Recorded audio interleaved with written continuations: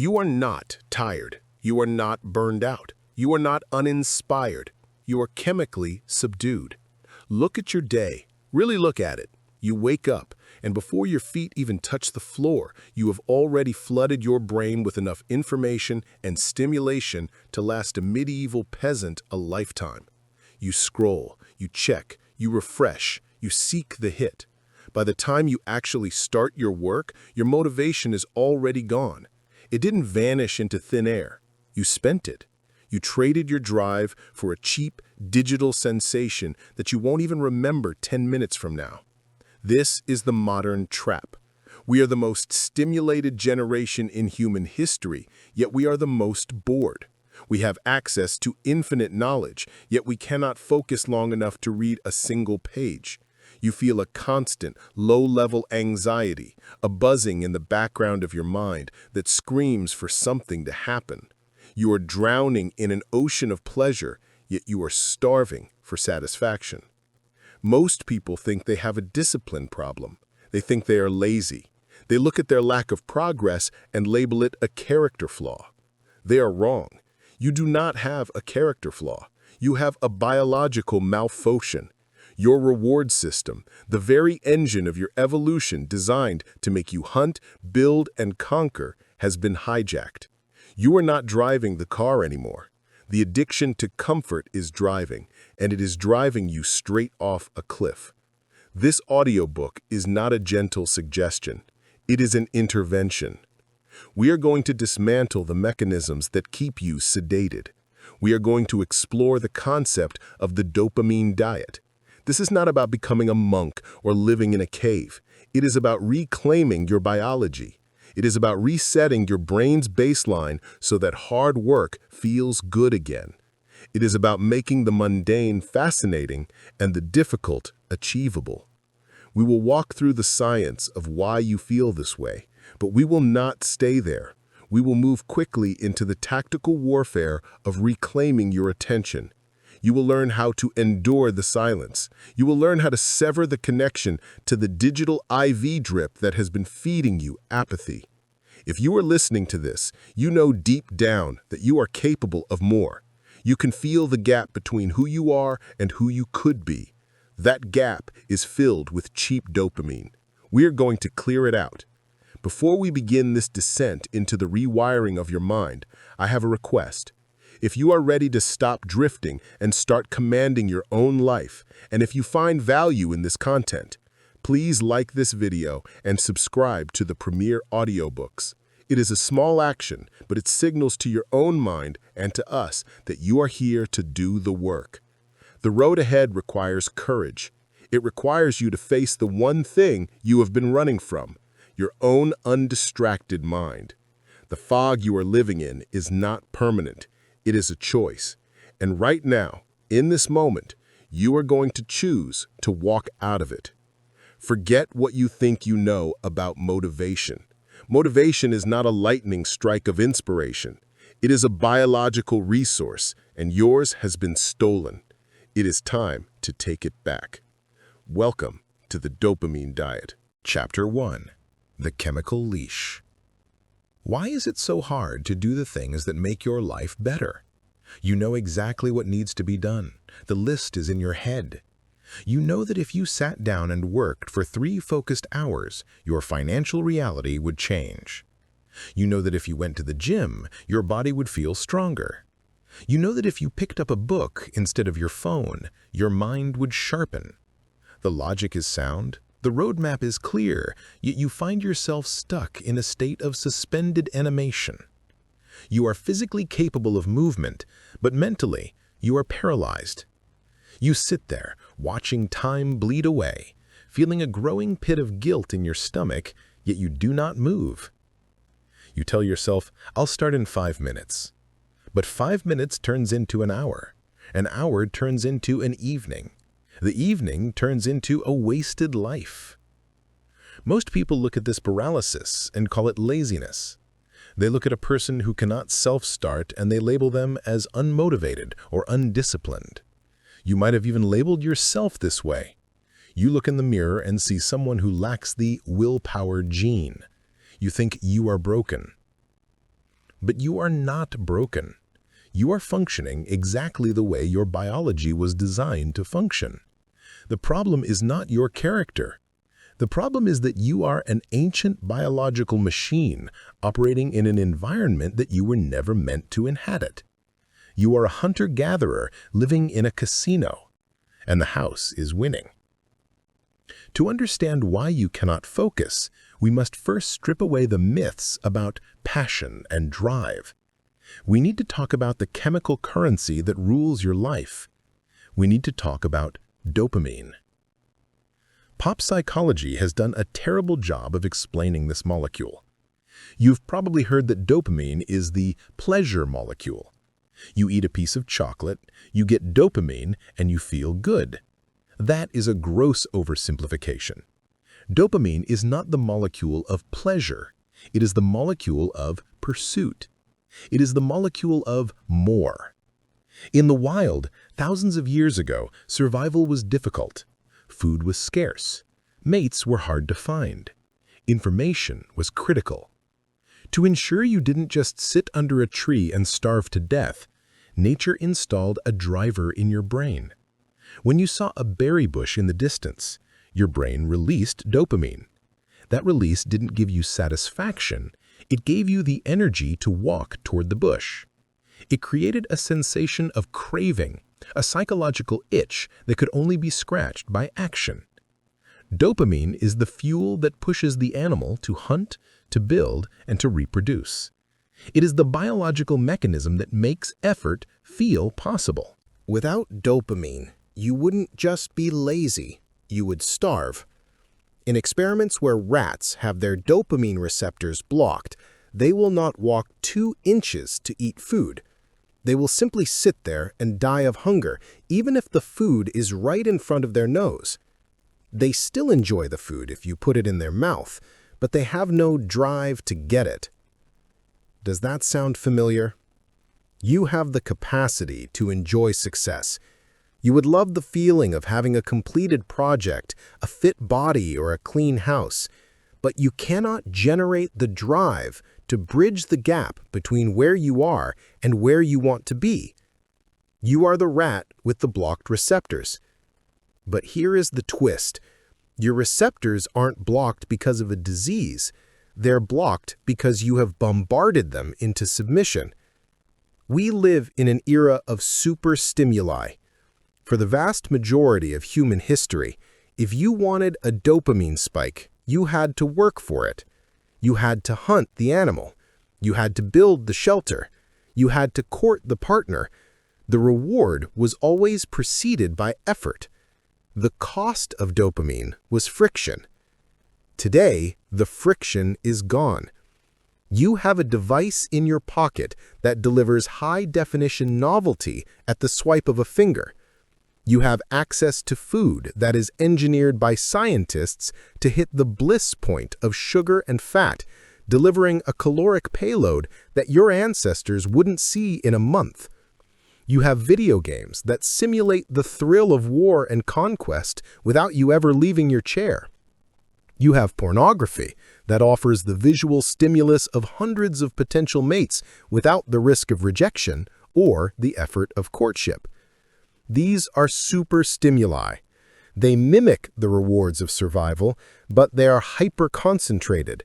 They are to your brain what a fire hose is to a teacup. When you scroll through social media, your brain doesn't know you are looking at pixels. It sees new faces, new information, potential threats, potential mates. It fires dopamine as if you are exploring a new territory. When you eat processed sugar, your brain thinks you have stumbled upon a rare high-energy fruit tree. It screams, "Eat more, this is valuable." Your brain is hardwired to seek the path of least resistance to the highest reward. In the ancestral environment, this was a survival strategy. If you could get the most calories for the least energy expenditure, you won the evolutionary game. But in the modern environment, this instinct is a death sentence. Your brain is constantly calculating the return on investment for your energy. On one side, you have write the report. This requires high effort, high focus, and the reward, a paycheck or a sense of accomplishment, is delayed by weeks. On the other side, you have check the phone. This requires zero effort, zero focus, and the reward, novelty, validation, entertainment, is immediate. Your ancient brain does the math. It chooses the phone every single time. It is not a moral failing. It is a logical calculation made by a biological system that doesn't understand the 21st century. But the damage goes deeper than just distraction. The real catastrophe happens in the aftermath. The brain seeks homeostasis, balance. It wants to be level. When you flood your system with cheap, high-intensity dopamine, the brain panics. It thinks, this is too much noise, I'm being deafened.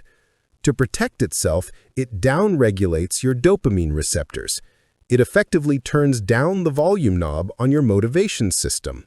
Imagine you are at a rock concert. The music is deafeningly loud.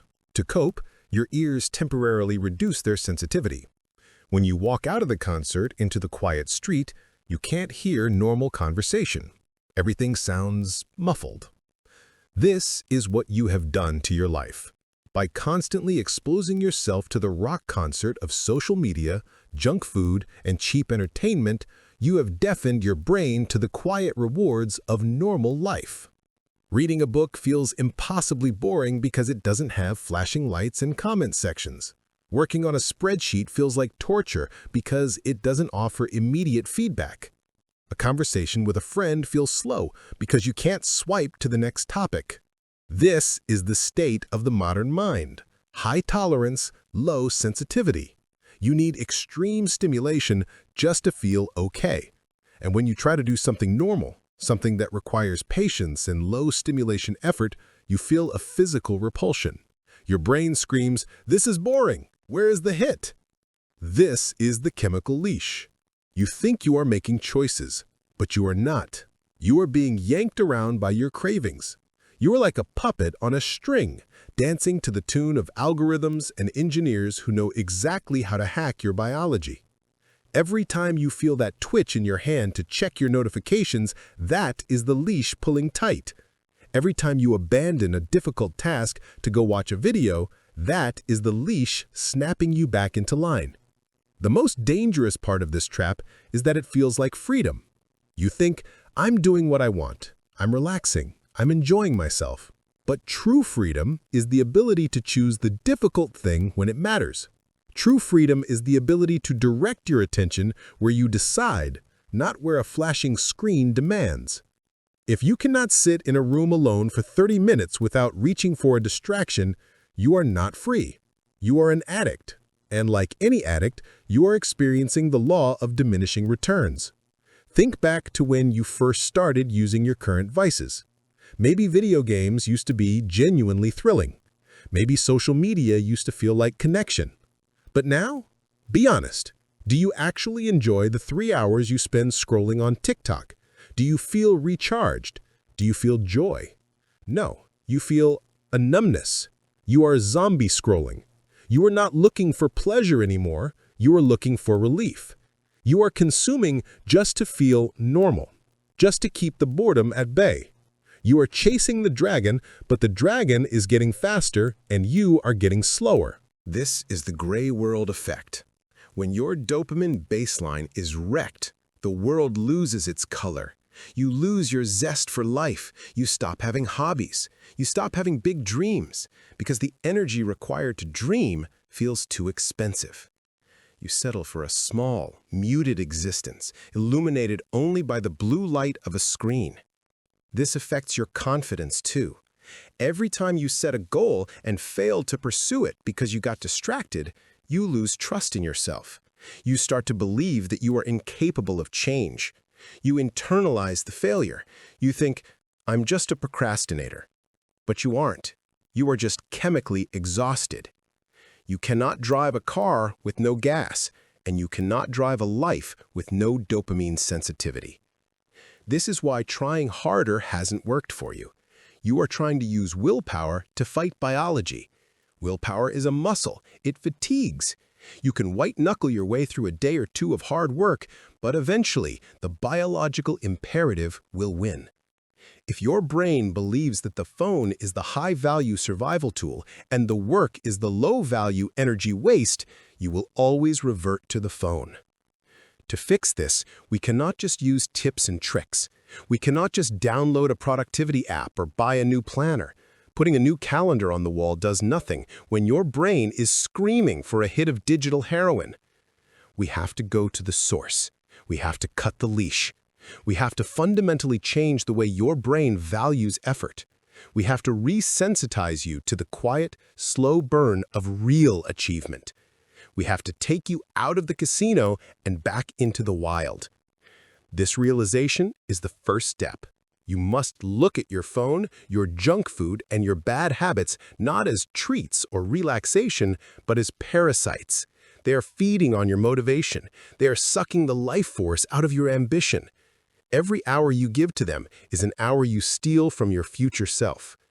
The anger you might be feeling right now, that defensive flare-up that says, "It's not that bad, everyone does it," is the addiction talking. It's the parasite protecting itself. Listen to the part of you that is tired of being led. Listen to the part of you that remembers what it felt like to be excited about a project, to get lost in a book, to feel the deep satisfaction of a day well spent. That version of you is still in there, buried under layers of digital noise. The chemical leash is strong, but it can be broken. The brain is plastic. It can change. It can heal. But it will not heal if you keep feeding it the poison. You have identified the enemy. It is not the world. It is not your boss. It is not your lack of talent.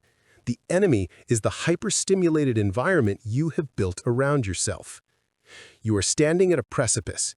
You can continue to let the current of cheap dopamine drag you downstream, tumbling over the rocks completely out of control. Or you can plant your feet, grab the leash, and rip it off. It will not be comfortable. The first thing you will feel when you stop the consumption is pain. You will feel the withdrawal. You will feel the boredom crash over you like a wave. But that pain is not a sign that something is wrong. It is a sign that you are waking up. The leash has been defined. You now know why you are stuck. You are not lazy. You are overstimulated. You are not unmotivated. You are desensitized. Now that we know the diagnosis, we must look at the extent of the infection. We must examine how deep this numbness goes and how it has infiltrated every corner of your existence, masking itself as normal life. Chapter 2. The Great Numbing. How do you feel right now? Not what you think you should feel, but what is the actual physical and emotional sensation in your body? If you are like most people living in the modern world, the answer is not happy, and it is not sad. The answer is nothing. You are existing in a state of beige. You are wrapped in a layer of insulation that keeps the sharp edges of reality from touching you. You might laugh at a video, but the amusement vanishes the second the screen goes black. You might get angry at a comment, but the rage is hollow and fleeting. You are not living your life in high definition. You're watching it through a dirty window. This is the great numbing. It is the direct consequence of the chemical warfare you have waged on your own brain. In the previous chapter, we talked about the why, the dopamine mechanism. Now we need to talk about the how. We need to look at the specific weapons of mass distraction that are currently destroying your capacity to feel joy. You believe you are chasing pleasure. You think that when you binge watch a series or eat a pint of ice cream or lose yourself in a video game, you are engaging in fun. You are not. You are engaging in anesthesia. There is a fundamental rule of neuroscience that you must understand if you ever want to be happy again. The brain processes pleasure and pain in the exact same location. Think of it like a balance scale, a teeter-totter in your mind. When you do something pleasurable, the scale tips to the side of pleasure. You feel a release of dopamine. You feel good. But the brain is obsessed with stability. It cannot handle being tipped to one side for too long. So, as soon as you tip the scale toward pleasure, the brain exerts a counterforce. It adds weight to the side of pain to level you back out. This is the come down. In nature, this system works perfectly. You find a fruit tree, pleasure, you eat, and then the brain tips you back to neutral so you don't sit there eating until you explode. You return to a baseline state, ready to hunt again. But what happens when you never stop pressing the pleasure button? What happens when you spend 6 hours a day scrolling, eating, and consuming? You are slamming your foot down on the pleasure side of the scale. To compensate, your brain has to slam down on the pain side with equal force. Eventually, the brain realizes that you're not going to stop, so it simply changes the default setting. It permanently tilts the scale toward pain and numbness just to handle the incoming flood of stimulation. This is why you are miserable. You have overindulged in cheap pleasures to the point where your brain has induced a chronic state of low-level pain to counterbalance it. This manifests as anxiety, irritability, insomnia, and a complete lack of motivation. You are not depressed because life is tragic. You are depressed because your brain is trying to survive your lifestyle. Let's dissect the specific agents of this numbing. We need to shine a light on the habits you defend as relaxing so you can see them for what they really are. Sedatives, the digital pacifier, the screen. The smartphone is the most efficient dopamine delivery device ever invented. But it is not just the access to information that traps you. It is the unpredictability. If you knew exactly what was going to be on your feed every time you opened it, you would get bored in 3 days. But you don't know. It might be a funny video. It might be a shocking news story. It might be a message from an old friend. It might be nothing. This is called a variable reward schedule. It is the exact same psychological mechanism used in slot machines. When you pull the lever or swipe the screen, you don't know if you will win. That uncertainty spikes dopamine higher than the reward itself. You are not scrolling for content, you are scrolling for the anticipation of content. You are a lab rat pressing a lever, hoping for a pellet. But look at the cost. This constant fracturing of your attention span destroys your ability to sustain deep thought. You train your brain that focus is unnecessary because a new stimulus arrives every 15 seconds. When you finally put the phone down, the silence is terrifying. The pain side of the balance scale comes rushing up. You feel anxious, you feel the void. So what do? You pick the phone back up, not to feel good, but to stop feeling bad. You are no longer using the device for enjoyment, you are using it for maintenance. You are medicating the withdrawal symptoms that the device itself created. The false conquest, video games. For many, especially young men, video games are the primary source of the great numbing. Video games are dangerous because they hijack the competence circuit of the brain. As humans, we have a deep evolutionary need to overcome challenges. We want to master skills, climb hierarchies, and solve problems. In the real world, this is hard. Learning to code, building a body, or starting a business takes years of grinding with very little immediate feedback.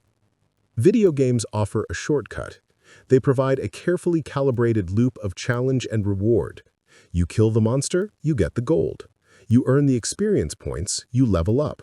You see the bar fill up. Visual and auditory cues explode to tell you that you are achieving something. Your brain releases dopamine as if you have just won a tribal war or hunted a buffalo. You feel powerful, you feel competent, you feel like a conqueror. Then you turn off the console. You look around your room. It is messy. Your bank account is empty. Your real-world skills have not improved. The contrast between your virtual grandeur and your physical reality is devastating. The brain crashes. The tragedy is that you are satisfying your hunger for achievement with a simulation. It's like eating plastic fruit. It looks real, but it provides no nutrition. By spending your drive on virtual conquests, you leave no fuel for the real battles of your life. You are pacifying the warrior within you with toys. The taboo sedative, adult content. We must speak plainly about the impact of high-speed internet pornography. This is perhaps the most potent superstimulus of them all, and it is one of the primary drivers of the modern motivation crisis. Reproduction is the primary directive of biology. The drive to find a mate is the most powerful force in nature. It builds cities, writes songs, and starts wars. It is an immense reservoir of energy. Pornography taps into this reservoir and drains it into the sewer. By offering the brain access to infinite sexual novelty with zero effort, zero risk, and zero emotional investment, you short-circuit the mating drive. You trick your brain into thinking it has won the genetic lottery. You are seeing more potential mates in 10 minutes than your ancestors saw in 10 lifetimes. The dopamine spike is astronomical, and the crash is equally profound. After the act, the brain realizes the deception. There is no connection, there is no partner. There is only you, alone in a room, staring at pixels. This creates a deep, shame-based numbness. It creates social anxiety because real interaction feels too high risk and too low reward compared to the screen. Why would you go out and face the terrifying prospect of rejection, the awkwardness of conversation, and the effort of courtship when you have a harem in your pocket? The answer is because one is real and one is a ghost. But your dopamine-addled brain chooses the ghost because it is easy. And in doing so, you castrate your own ambition. You take the fire that should be used to build a life and you extinguish it. The chemical comfort, processed food. Finally, we have the physical sedation of the modern diet. We are not just talking about obesity, we are talking about neurology. Processed foods are engineered to bypass your stop signals. They are a combination of sugar, salt, and fat that does not exist in nature. When you eat a bag of chips or a donut, you are lighting up the same brain regions as cocaine. But notice how you feel 20 minutes after a binge. Do you feel energized? Do you feel ready to attack your goals? No. You feel heavy. You feel slow. You feel brain fog. This is the food coma. It is a state of physical sedation. High glycemic foods cause a massive spike in blood sugar followed by a massive crash. In that crash, your cognitive function drops, your willpower evaporates. If you are constantly riding the glucose roller coaster, you are physically incapable of sustained focus. You are drug-induced. You cannot expect your brain to perform elite tasks when you are fueling it with garbage that is designed to make you passive. The cumulative effect, anhedonia. When you combine these factors, the phone, the games, the porn, the junk food, you create a perfect storm of overstimulation. The result is a medical condition called anhedonia. It literally means without pleasure. This is the paradox of the great numbing. By chasing pleasure everywhere, you lose the ability to feel pleasure anywhere. You walk outside on a beautiful day, and it feels boring. You try to listen to music, but you keep skipping tracks because nothing hits hard enough. You try to have a conversation, but you zone out. The baseline of your life has become so high, so saturated with artificial stimulation, that ordinary reality cannot register. Ordinary reality is slow. It is quiet. It requires patience. To a numb brain, ordinary reality feels like torture. This is why you feel like you are watching your life from the sidelines. You are so insulated by your dopamine habits that you cannot touch the world. You are safe, yes. You are comfortable, yes. But you are dead inside. And the scariest part? You defend it. When someone suggests you take a break from these things, you get defensive. You say, "It's how I decompress. It's my only joy. Life is stressful. I deserve a treat." That is the addiction talking. You are like the alcoholic who says he drinks to relax, not realizing that the alcohol is the cause of his stress. You are medicating the anxiety that your habits are creating. It is a closed loop, a downward spiral. The great numbing is not just a personal tragedy, it is a cage. As long as you are numb, you are controllable. As long as you are sedated by cheap dopamine, you will never be a threat to the status quo. You will never build anything great. You will never challenge the system. You will just consume, scroll, and exist until you expire. Is that what you want? To reach the end of your life and realize you were asleep the whole time? You have to understand that this feeling of boredom you are running from is not your enemy. Boredom is not a problem to be solved with a screen. Boredom is a signal. Boredom is your brain's way of telling you that nothing is happening. It is a call to action. In the past, when a human felt bored, they invented something, they fixed something, they moved. Boredom is the incubator of creativity. It is the soil from which motivation grows. By constantly nuking your boredom with cheap entertainment, you are killing your motivation before it even has a chance to breathe. You are aborting your own potential every time you unlock your phone. You have to stop fearing the void. You have to stop treating silence like an emergency. The numbness will not go away by adding more stimulation. You cannot cure a hangover by drinking more vodka. The only way to feel again, to truly feel, is to stop. You have to let the pendulum swing back. You have to endure the period of low stimulation. You have to allow your brain to recalibrate. This is where the panic sets in for most people.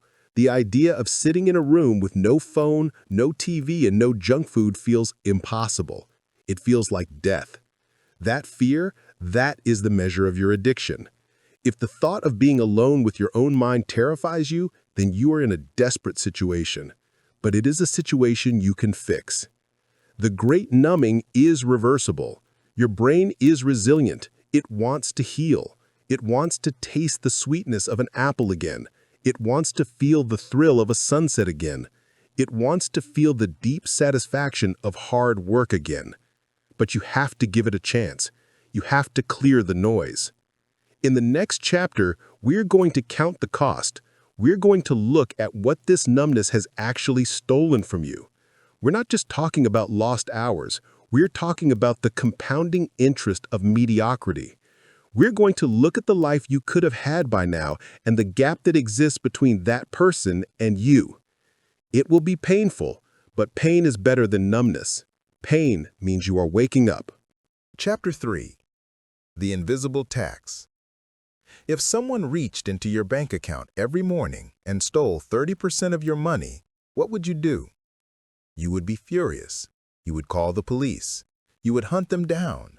You would set up alarms and defenses. You would not rest until that leak was stopped, because you understand the value of money. You know that money represents your labor, your security, and your freedom. You would never tolerate a thief who openly robbed you day after day. Yet you are tolerating a thief that takes something far more valuable than money. You're tolerating a thief that takes your time, your focus, and your potential. And the worst part? You are holding the door open for him. This is the invisible tax. It is the price you pay for your dopamine addiction. It is not a tax collected by the government. It is collected by your own habits. And unlike a financial tax, which takes a percentage of your income, this tax takes a percentage of your life. We need to quantify this cost.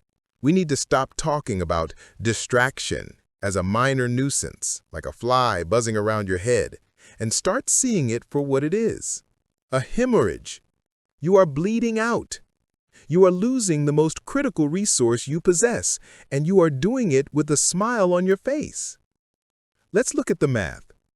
The average person spends between 4 to 6 hours a day on their phone. That does not include Netflix, video games, or general procrastination, just the phone. Let's be conservative and say you waste 4 hours a day on cheap dopamine. That is 28 hours a week. That is more than a part-time job. That is 112 hours a month. That is 1,460 hours a year. That is 60 full 24-hour days, 2 months. Every single year, you delete 2 months of your existence. Over a lifetime, that is decades. Imagine if you died at 80, but the doctor told you, actually, you were only conscious for 60 years. The rest of the time, you were in a coma. That is effectively what you are doing. You are voluntarily entering a coma for a quarter of your waking life. But the tax is not just about time. Time is a crude measurement. You can waste time staring at a wall, and it might actually be good for you.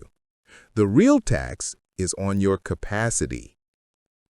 The invisible tax levies its heaviest fines on your ability to think. There is a concept in computer science called switching costs. When a computer processor switches from one task to another, it takes time and energy to save the state of the first task and load the state of the second task. If a computer switches tasks too often, it spends 100% of its energy on switching and 0% on actually working. It freezes. Your brain works the same way. Every time you switch your attention from your work to a notification, you pay a cognitive tax. Researchers call this attention residue. When you glance at an email, your attention doesn't snap back to your work immediately.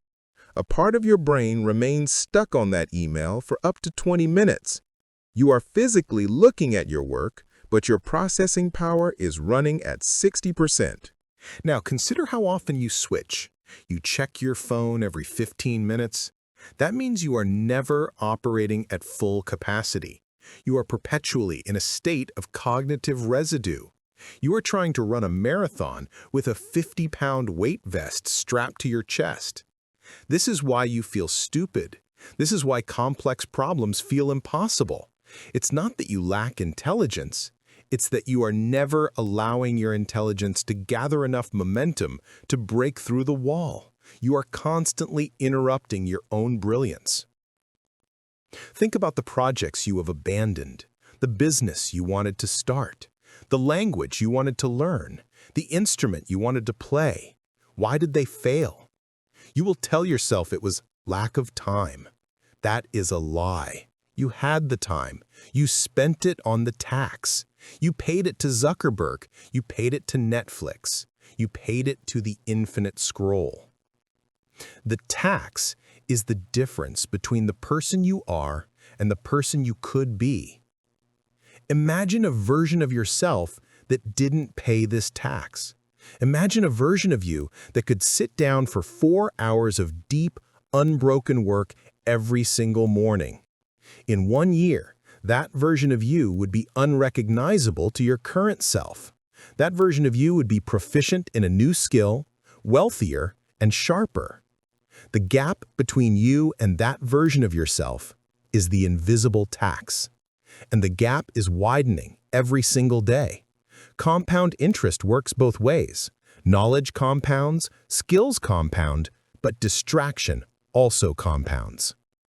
Every day that you spend in a state of fractured attention is a day you fall behind the curve. The world is getting more competitive. The economy is rewarding those who can focus and punishing those who cannot. By paying the tax, you are voluntarily removing yourself from the competition. You are relegating yourself to the bottom of the hierarchy. But the tax goes even deeper. It doesn't just steal your success, it steals your soul. Let's talk about your relationships. How many times have you been physically present with someone you love, your partner, your child, your friend, but mentally you were gone? You were nodding your head, making the right noises, but your hand was itching for your pocket. You were thinking about the post you just made. You were wondering if anyone liked it. You are paying the tax with your connections. You are signaling to the people who matter most to you that a glowing rectangle is more interesting than their thoughts, their feelings, or their presence. You are becoming a ghost in your own life. You are there, but you aren't there. There is a heartbreaking tragedy in the modern family. Parents pushing strollers while staring at screens. Couples at dinner tables, sitting in silence, illuminated by blue light. They are together, but they are miles apart. They are paying the invisible tax. And what do you get in return? What is the government of distraction giving you in exchange for this massive levy on your life? Nothing. Absolutely nothing. Scroll back through your memory of the last week. You probably spent 20 hours on social media. Name one specific thing you saw that changed your life. Name one post that you will remember in 5 years. Name one video that added tangible value to your existence. You can't. It is all digital landfill. It goes in one eye and out the other, leaving nothing behind but a residue of anxiety and a feeling of wasted time. You are trading your diamonds for dust. You are trading your limited time on this earth for content that was generated by an algorithm to keep you docile. This realization should make you angry. It should offend you. You need to get mad at the thief. You need to look at your phone not as a portal to the world, but as a siphon attached to your wallet. You need to look at your distraction habits not as weakness, but as theft. When you frame it as a tax, the solution becomes clear. You must commit tax evasion. You must find a way to keep your resources for yourself. You must protect your attention as fiercely as you protect your money. This is where the "I'm too busy" excuse dies. You are not busy. You are just inefficient. You are leaking energy. If you plugged the holes in a bucket, you wouldn't need to run to the well so often. If you stopped paying the invisible tax, you would find that you have an abundance of time. You would have time to work out. You would have time to read. You would have time to sit in silence and simply exist. The feeling of hustle, of constantly running around stressed out behind schedule, is a symptom of the tax. It is the friction caused by trying to live a life while dragging the anchor behind you. Cut the anchor and the boat moves effortlessly. Let's look at the mediocrity trap. This is a specific bracket of the invisible tax. It catches people who are smart, talented, and ambitious, but who are just distracted enough to never be great. You might be doing okay. You have a job. You pay your bills. You aren't failing, but you aren't flying either. You are hovering in the middle. You know you are capable of excellence, but you always seem to stop at good enough. Why? Because excellence requires sustained, painful focus. Excellence requires pushing through the boredom barrier. Excellence requires deep work. When you are addicted to cheap dopamine, you cannot tolerate the pain of excellence. As soon as the work gets hard, as soon as the answer doesn't come immediately, your brain screams, "Abort, switch tasks, check phone." So you switch. You relieve the tension. But in doing so, you abandon the breakthrough. You stay in the shallow end of the pool because the deep end requires you to hold your breath, and you have forgotten how to breathe. This is the tax on your legacy. You are trading the possibility of being a master for the certainty of being a consumer. Imagine looking back at your life from your deathbed. What will you regret? You won't regret missing a tweet. You won't regret not leveling up in a video game. You won't regret missing the latest celebrity gossip. You will regret the books you didn't write, the business you didn't start, the body you didn't build, the conversations you didn't have. You will regret the empty spaces where your potential should have been.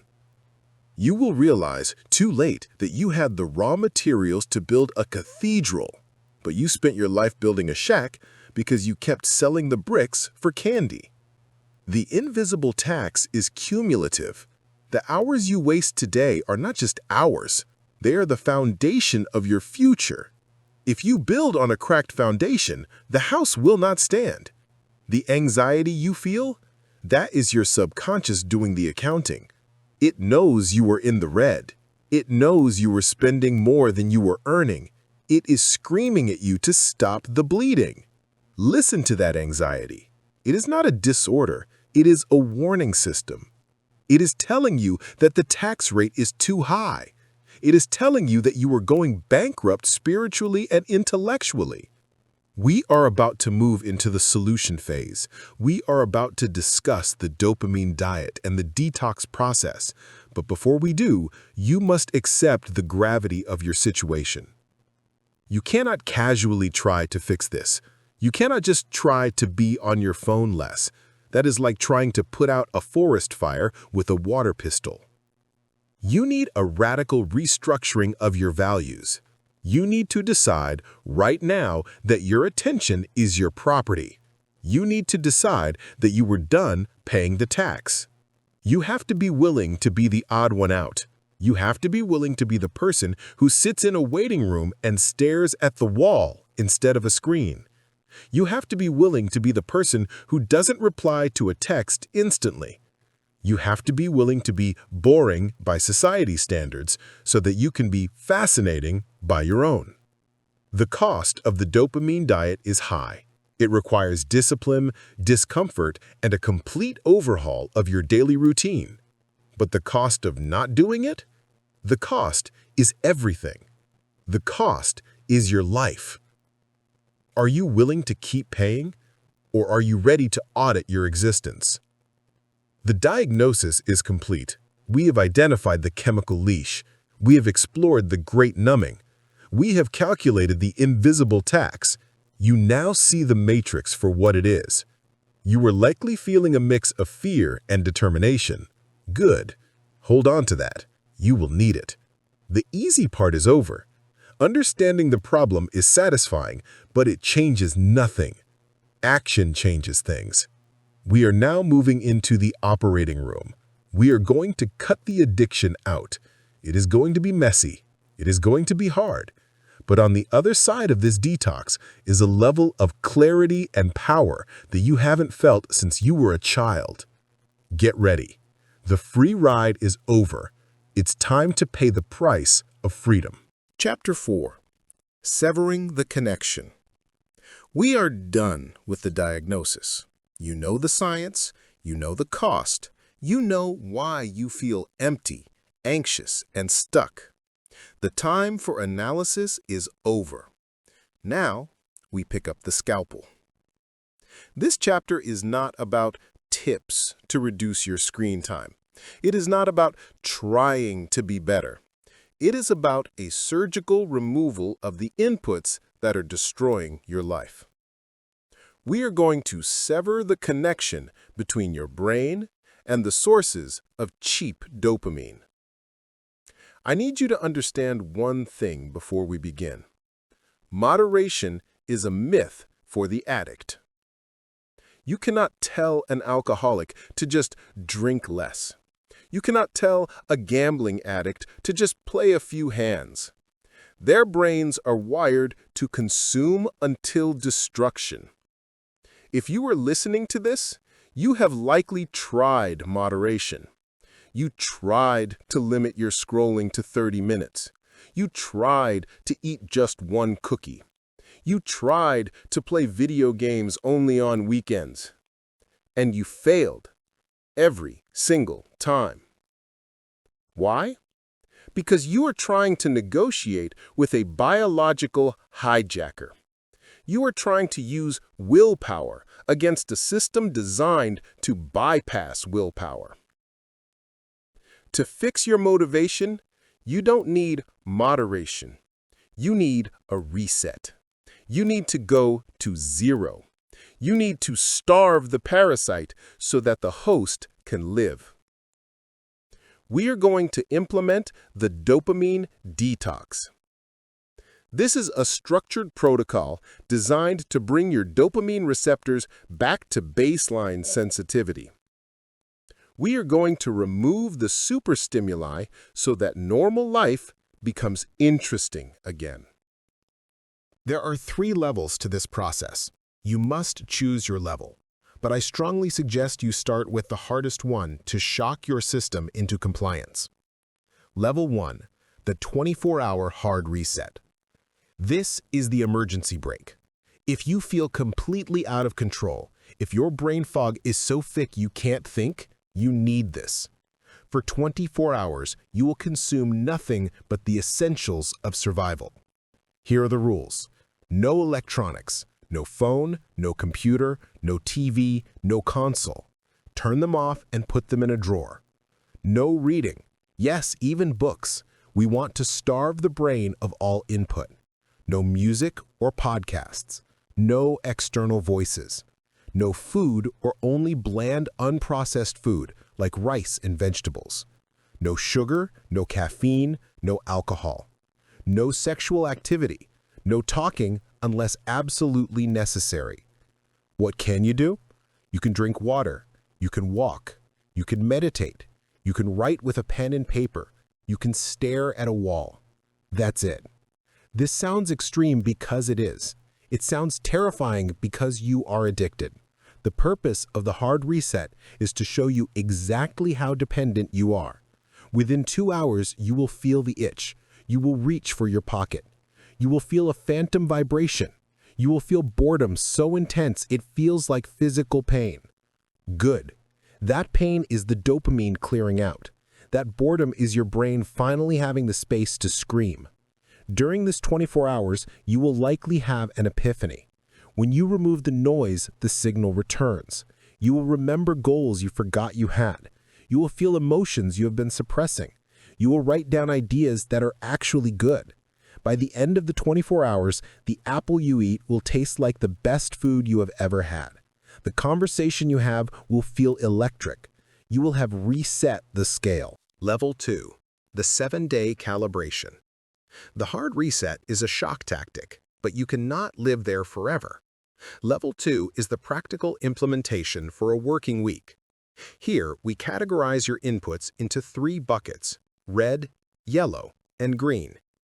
The red bucket, the never list. These are the super stimuli that offer 0 long-term value and massive dopamine spikes. For the next 7 days, these are strictly forbidden. Social media: TikTok, Instagram, Twitter/X, Facebook. Short-form video content: YouTube Shorts, Reels. Video games. Pornography and explicit content. Processed sugar and junk food. These are non-negotiable. You delete the apps, you block the websites, you throw out the junk food. If you keep them in your environment, you will fail. The yellow bucket, the tool list. These are things that can be useful, but are dangerous if unchecked. Email. Messaging apps. WhatsApp, iMessage. Long-form YouTube, only educational. Music. News. You are allowed to use these, but only on a strict schedule. You do not check email whenever. You check it at 10 a.m. and 4 p.m. You do not watch YouTube for entertainment. You watch it only if you are learning a specific skill and you take notes while watching. If you aren't taking notes, it's entertainment and it goes in the red bucket. The green bucket, the go list. These are low dopamine, high-value activities. You can do these as much as you want. Reading physical books, exercise, walking, journaling, conversation with real people, creative work, writing, coding, painting, building. The goal of level 2 is to retrain your brain to get its dopamine from the green bucket. At first, reading a book will feel slow. You will read the same page 3 times. That is normal. Your brain is looking for the swipe. It is looking for the flashing light. Keep reading. Eventually, your brain will surrender and accept the slower pace, and it will start to find the flavor in the words again. Level 3. The lifestyle design. This is the maintenance phase. Once you've completed the detox, you reintroduce technology, but strictly as a tool, not a master. You might reinstall Instagram, but you follow 0 people and use it only to post your business content. You might play a video game, but only with friends on a Friday night, never alone on a Tuesday. But let's not get ahead of ourselves. Right now, you need the detox. The strategy of friction. Now let's talk about how to actually stick to this. Most people fail the dopamine diet because they rely on willpower. I just won't look at my phone, you say. That is a lie. As we discussed, you are chemically compromised. In a moment of weakness, tiredness, or stress, you will look. You will rationalize it. Just 1 check, and then you are gone for 3 hours. You must not rely on willpower. You must rely on friction. Friction is the amount of effort required to perform an action. Your bad habits currently have near 0 friction. Your phone is in your pocket, the app is logged in, the junk food is on the counter. The path of least resistance leads directly to hell. You need to reverse the polarity. You need to make the bad behaviors painfully difficult and the good behaviors effortlessly easy. Digital friction. The purge. Delete the apps, all of them. If you need to check Instagram for work, do it on a desktop computer browser. The user experience is terrible, and that's the point. You won't scroll for hours on a clunky browser. Grayscale. Go into your phone settings and turn the display to grayscale, or black and white. A huge part of the dopamine hit is the bright, vibrant colors of the notification badges and app icons. When your phone looks like an old newspaper, it becomes significantly less appealing. The password lock. Have a friend or partner set a screen time passcode on your phone that blocks non-essential apps after a certain time or entirely. Do not get the password from them. The physical distance. This is the most powerful move. Buy a physical alarm clock. Charge your phone in the kitchen or the living room overnight. Never, under any circumstances, take your phone into the bedroom. The bedroom is for sleep and intimacy. If the phone is within arm's reach, you will use it. If you have to walk across the cold floor to get it, the friction might be enough to stop you. Environmental friction. The pantry raid. Throw out the garbage food. Do not save it for guests. Do not finish the packet so it doesn't go to waste. The waste happens when you put it in your body. Trash it. If you want ice cream, make it a rule that you have to walk to the store to get a single scoop. You cannot have it in the freezer. The unplug. If video games are your vice, unplug the console. Put the controller in a box in the closet. Put the cables in a different drawer. If you have to spend 5 minutes setting it up every time you want to play, you will only play when you really want to, not just out of habit. The psychology of the void. When you sever the connection, you are going to face an enemy you haven't seen in years. The void. This is the empty space in your day, the moments between tasks, the line at the grocery store, the commute. Previously, you filled every second of this void with noise. You plugged your ears with podcasts. You filled your eyes with feeds. You refused to be alone with your thoughts for even 10 seconds. Now, the void is open, and it is going to be uncomfortable. You will feel a compulsive need to fill it. You will feel twitchy. You will reach for the phone that isn't there. You will feel a sudden spike of anxiety because you don't know what to do with your hands. Do not run from this. This is the healing process. When you are standing in line and you feel the urge to pull out your phone, stop. Look around. Look at the people. Look at the floor. Feel your breath. This is the pause. In that pause, your brain is panicking. Where is the dopamine? Where is the stimulus? Let it panic. Let it scream. And then watch as the panic subsides. Watch as your brain realizes it isn't going to die just because it isn't being entertained. This moment, this conquering of the urge, is where your willpower is rebuilt. Every time you deny the urge, you do a rep for your discipline muscle. Every time you sit in the silence without breaking, you get stronger. The replacement principle. Nature abhors a vacuum. If you just remove the bad habits without adding good ones, you will eventually relapse. You cannot just sit in a chair and do nothing for the rest of your life.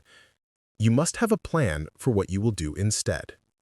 Write down a list of default actions. These are things you will do automatically when you feel the urge to consume. Urge, check social media. Action, do 20 push-ups. Urge, watch TV. Action, read 5 pages of the book on your desk. Urge, eat sugar. Action, drink a large glass of water. You are rewriting the neural pathways. Old trigger to old response to reward. You are changing it to old trigger to new response to a different reward. The reward for the new response won't be a dopamine spike. It will be a serotonin glow. It will be a sense of pride. It will be self-respect. The commitment. You are about to start the detox. You are going to feel resistance. Your brain is going to give you a million logical reasons why you shouldn't do this today. I need to check my messages for work. I need to see what the weather is. I'll start on Monday. Recognize these voices. They are the addiction negotiating for its life. Do not negotiate. Execute the friction. Delete the apps now. Not after this audiobook. Now. Move the charger now. Throw out the junk food now. Action is the only language your brain understands. Thoughts are cheap. Intentions are worthless. Only the physical alteration of your environment matters. You are cutting the leash. You are stepping out of the matrix. It is going to be quiet. It is going to be slow. It is going to be boring. And in that boredom, you are going to meet the person you were meant to be. In the next chapter, we are going to teach you how to handle that silence. We are going to teach you to embrace the void, not just endure it, and how to turn that terrifying boredom into your greatest competitive advantage. The connection is severed. You are on your own now. Chapter 5. Embracing the Void. The silence is loud, isn't it? You have turned off the phone. You have unplugged the console. You have walked away from the fridge, and now you are sitting there, just you, in a room, and it feels terrible. Time seems to warp. 5 minutes feels like an hour. You look at the clock, sure that half the day has passed and the second hand has barely moved. You feel a physical restlessness, a tingling in your limbs.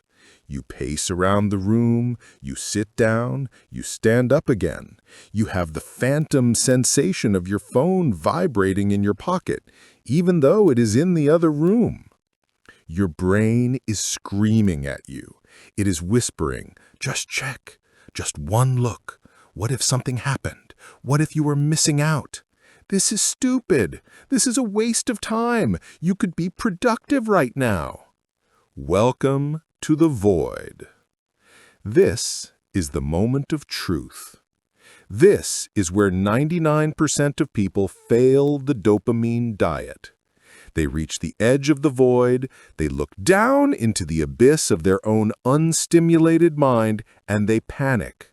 They run back to the safety of the screen. They run back to the noise, because the silence is too heavy to bear. But you are not going to run. You are going to stay. You are going to sit in that chair. You are going to stare at that wall, and you are going to let the silence crush you. Because in that crushing, something miraculous happens. We need to reframe your relationship with boredom. In the modern world, boredom is treated like a disease. It is viewed as a failure of lifestyle. If you are bored, it means you are not entertaining yourself enough or you are not working hard enough. We treat a moment of stillness like a medical emergency that must be treated immediately with a dose of blue light. But boredom is not a disease. Boredom is a filter. Boredom is an incubator. Boredom is the state of rest that is required for the birth of action. Think about a muddy pond. If you are constantly stirring the water with a stick, the water will always be cloudy. You cannot see the bottom. You cannot see the fish. It is just a chaotic swirl of brown mess. This is your mind on dopamine. You are constantly stirring the water with new inputs, tweets, news, emails, videos. Your mind never settles. When you enter the void, you stop stirring. At first, the water is still muddy. That is the withdrawal phase you are feeling right now. But if you sit there, if you refuse to pick up the stick, eventually gravity takes over. The mud begins to settle. The dirt sinks to the bottom, and slowly, for the first time in years, the water becomes clear. You can see the bottom. You can see your thoughts. You can see who you actually are. The reason the void hurts is that you are experiencing dopamine deprivation. Your brain is used to a constant baseline of high-intensity stimulation. When you cut that supply, your brain goes into a deficit. It feels like you are starving. But you are not starving. You are fasting. And like a physical fast, the hunger pangs come in waves. You must learn to surf the urge. When the wave of boredom hits you, do not fight it. Do not grit your teeth and say, "I hate this." Instead, observe it. Say to yourself, "I am feeling a strong urge to seek distraction. My brain is looking for a hit. This is interesting." Watch the urge rise, crest, and then fall. It will fall. No craving lasts forever. If you can sit through the discomfort for 10 minutes, the chemical pressure will subside, and you will enter a state of calm clarity.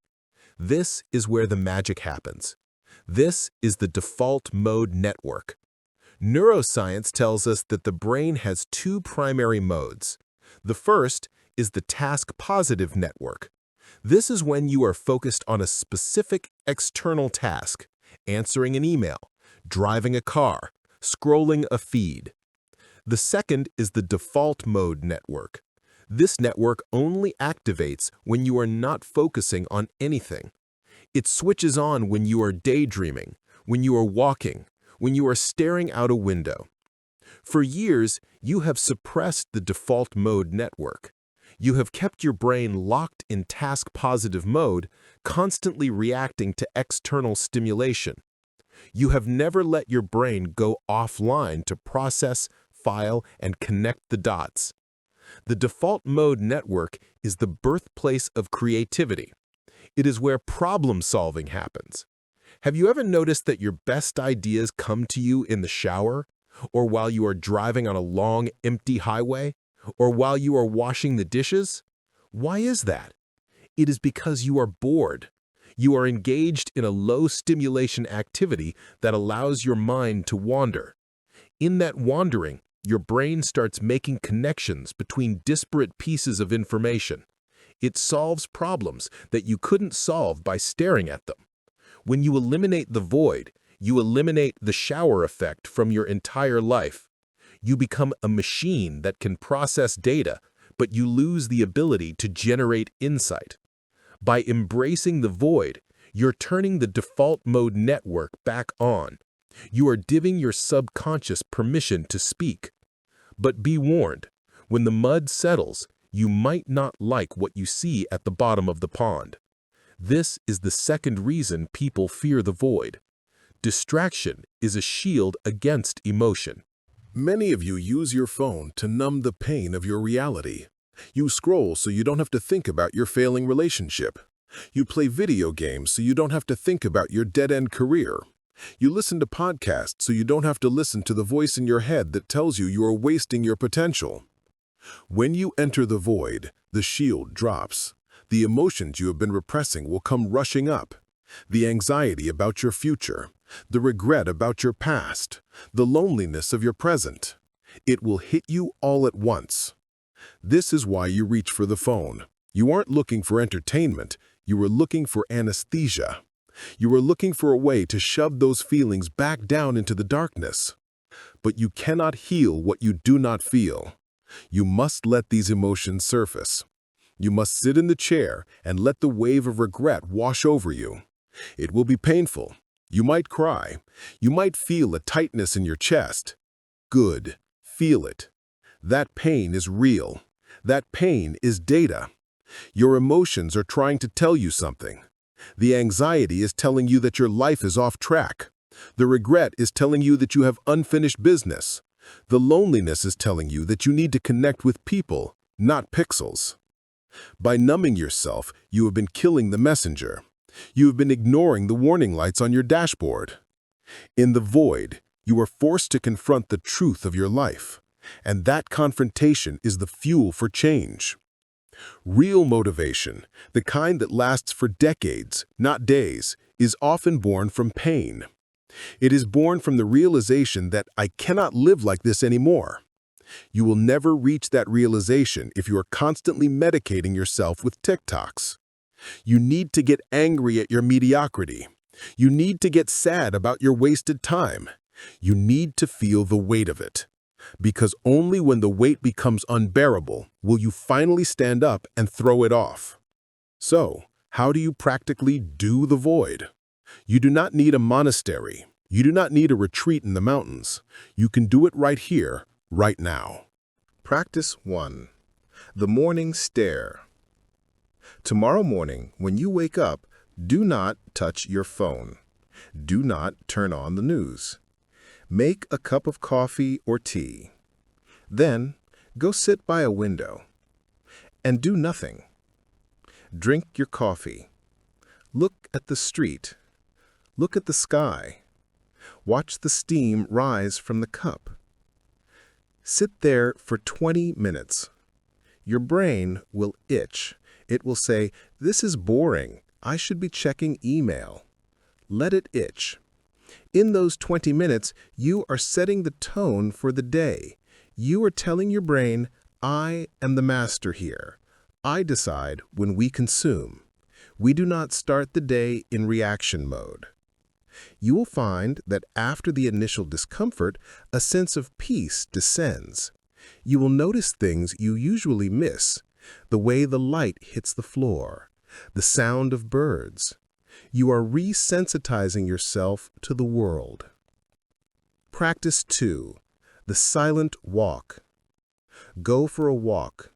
Leave the headphones at home.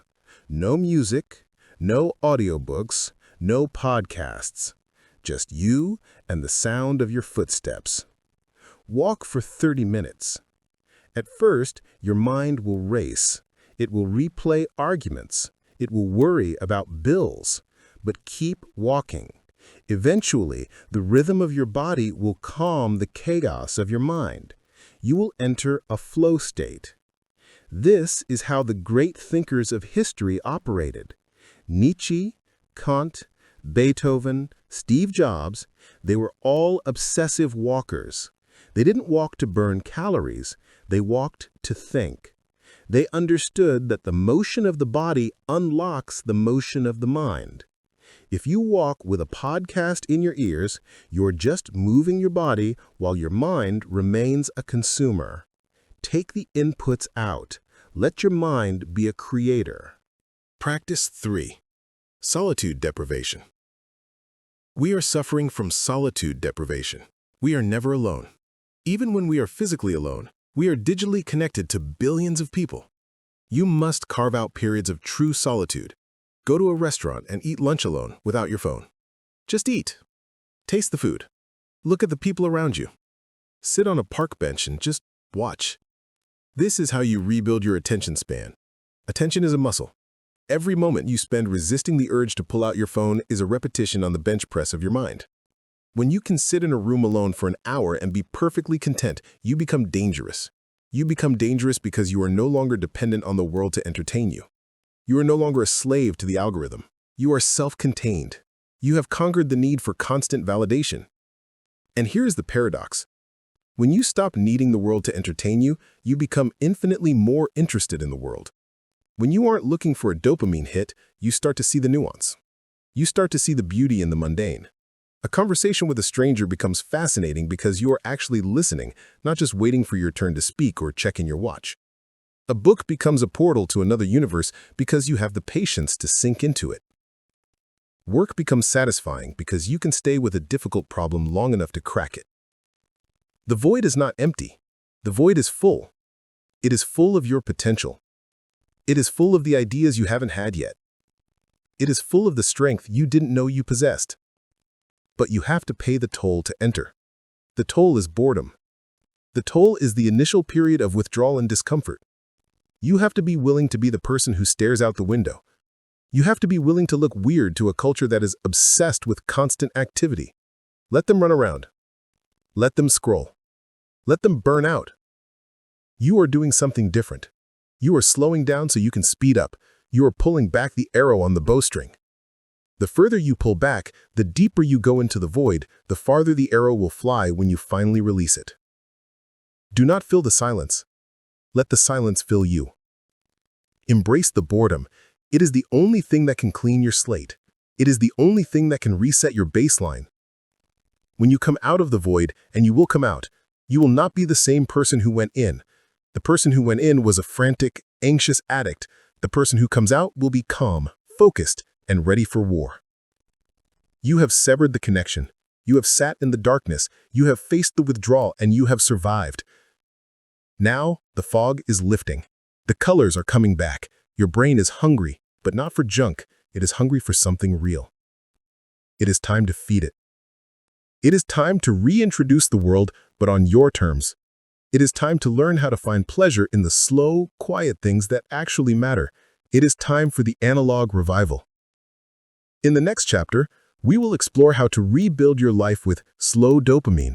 We will learn how to train your brain to enjoy reading, learning, and building again. We will teach you how to fall in love with the process, not just the result. The worst is over.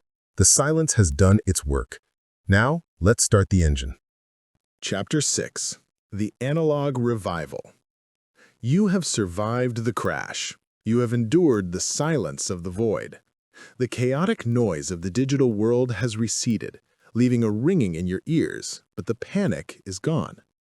Your brain is no longer screaming for immediate gratification every 3 seconds. You are calm, but you are also empty. You have cleaned out the junk, but you haven't yet brought in the furniture. You are standing in an empty room, waiting for life to begin again. Now, we begin the reconstruction. This phase is not about deprivation, it is about substitution. We are not trying to live a life devoid of pleasure. We are trying to upgrade the quality of your pleasure. We are moving from the high-fructose corn syrup of digital entertainment to the slow-cooked, nutrient-dense sustenance of the real world. Welcome to the Analog Revival. To understand what we are doing here, you must understand the difference between fast dopamine and slow dopamine. Fast dopamine is what you have been addicted to. It is the notification, the like, the sugar rush, the jump scare. It is sharp, intense, and incredibly brief. It spikes your levels immediately and drops them just as fast, leaving you in a deficit. It is a volatility that destroys your baseline. Slow dopamine is different. It is the satisfaction of reading a difficult chapter and finally understanding it. It is the endorphin release after a long run. It is the deep connection felt during a 3-hour dinner conversation where no phones were present. It is the feeling of looking at a garden you planted and seeing the first green shoot break the soil. Slow dopamine does not spike. It rises gradually. It requires an upfront investment of effort before you get the payout. But once it arrives, it sustains you. It doesn't crash. It leaves a residual glow of well-being that lasts for hours or even days.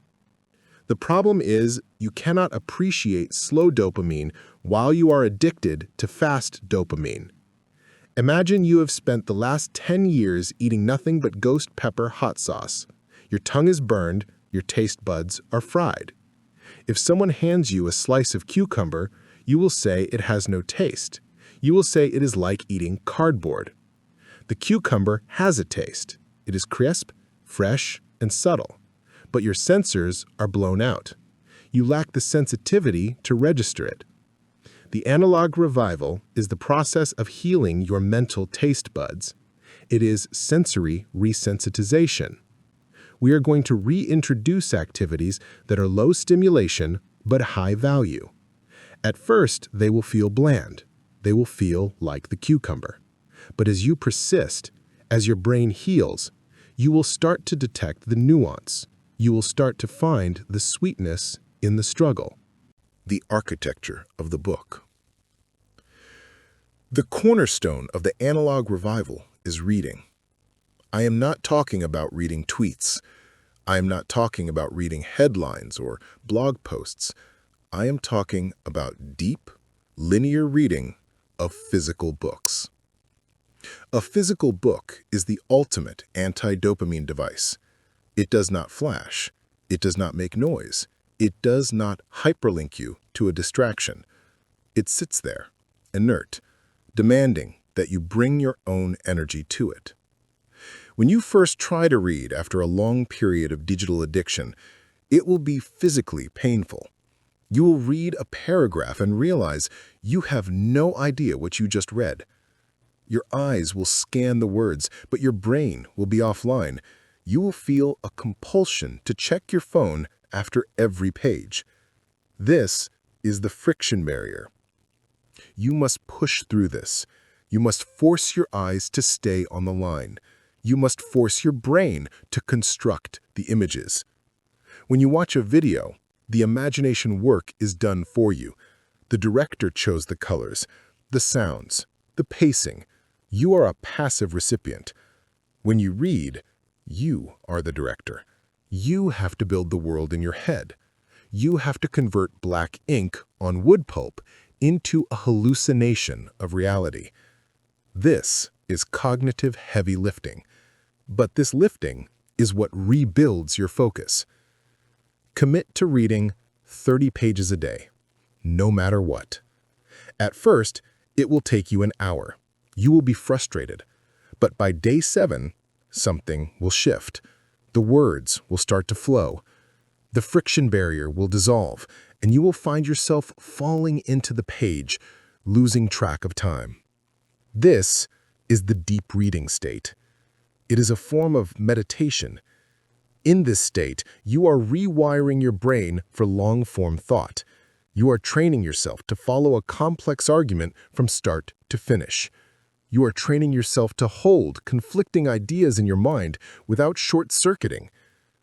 In a world of people who think in 280 characters, the person who can think in 300 pages is a king.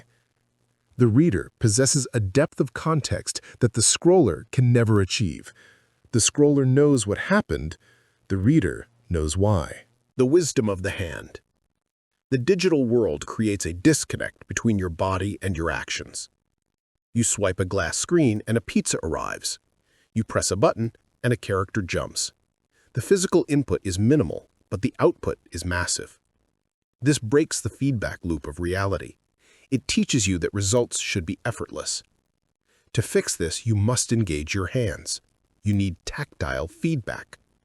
This is why we are going to reintroduce Handwriter. Stop typing your goals into a notes app. Stop journaling on a laptop. Get a pen. Get a notebook. Write.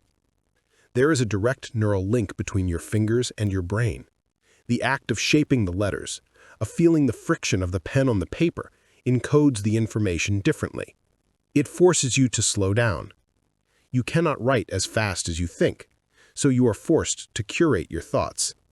You have to choose the right words before you commit them to ink. This is slow thinking. Start a daily journal. Every morning, write 3 pages of stream of consciousness thought. Do not edit. Do not worry about grammar. Just dump the contents of your mind onto the page.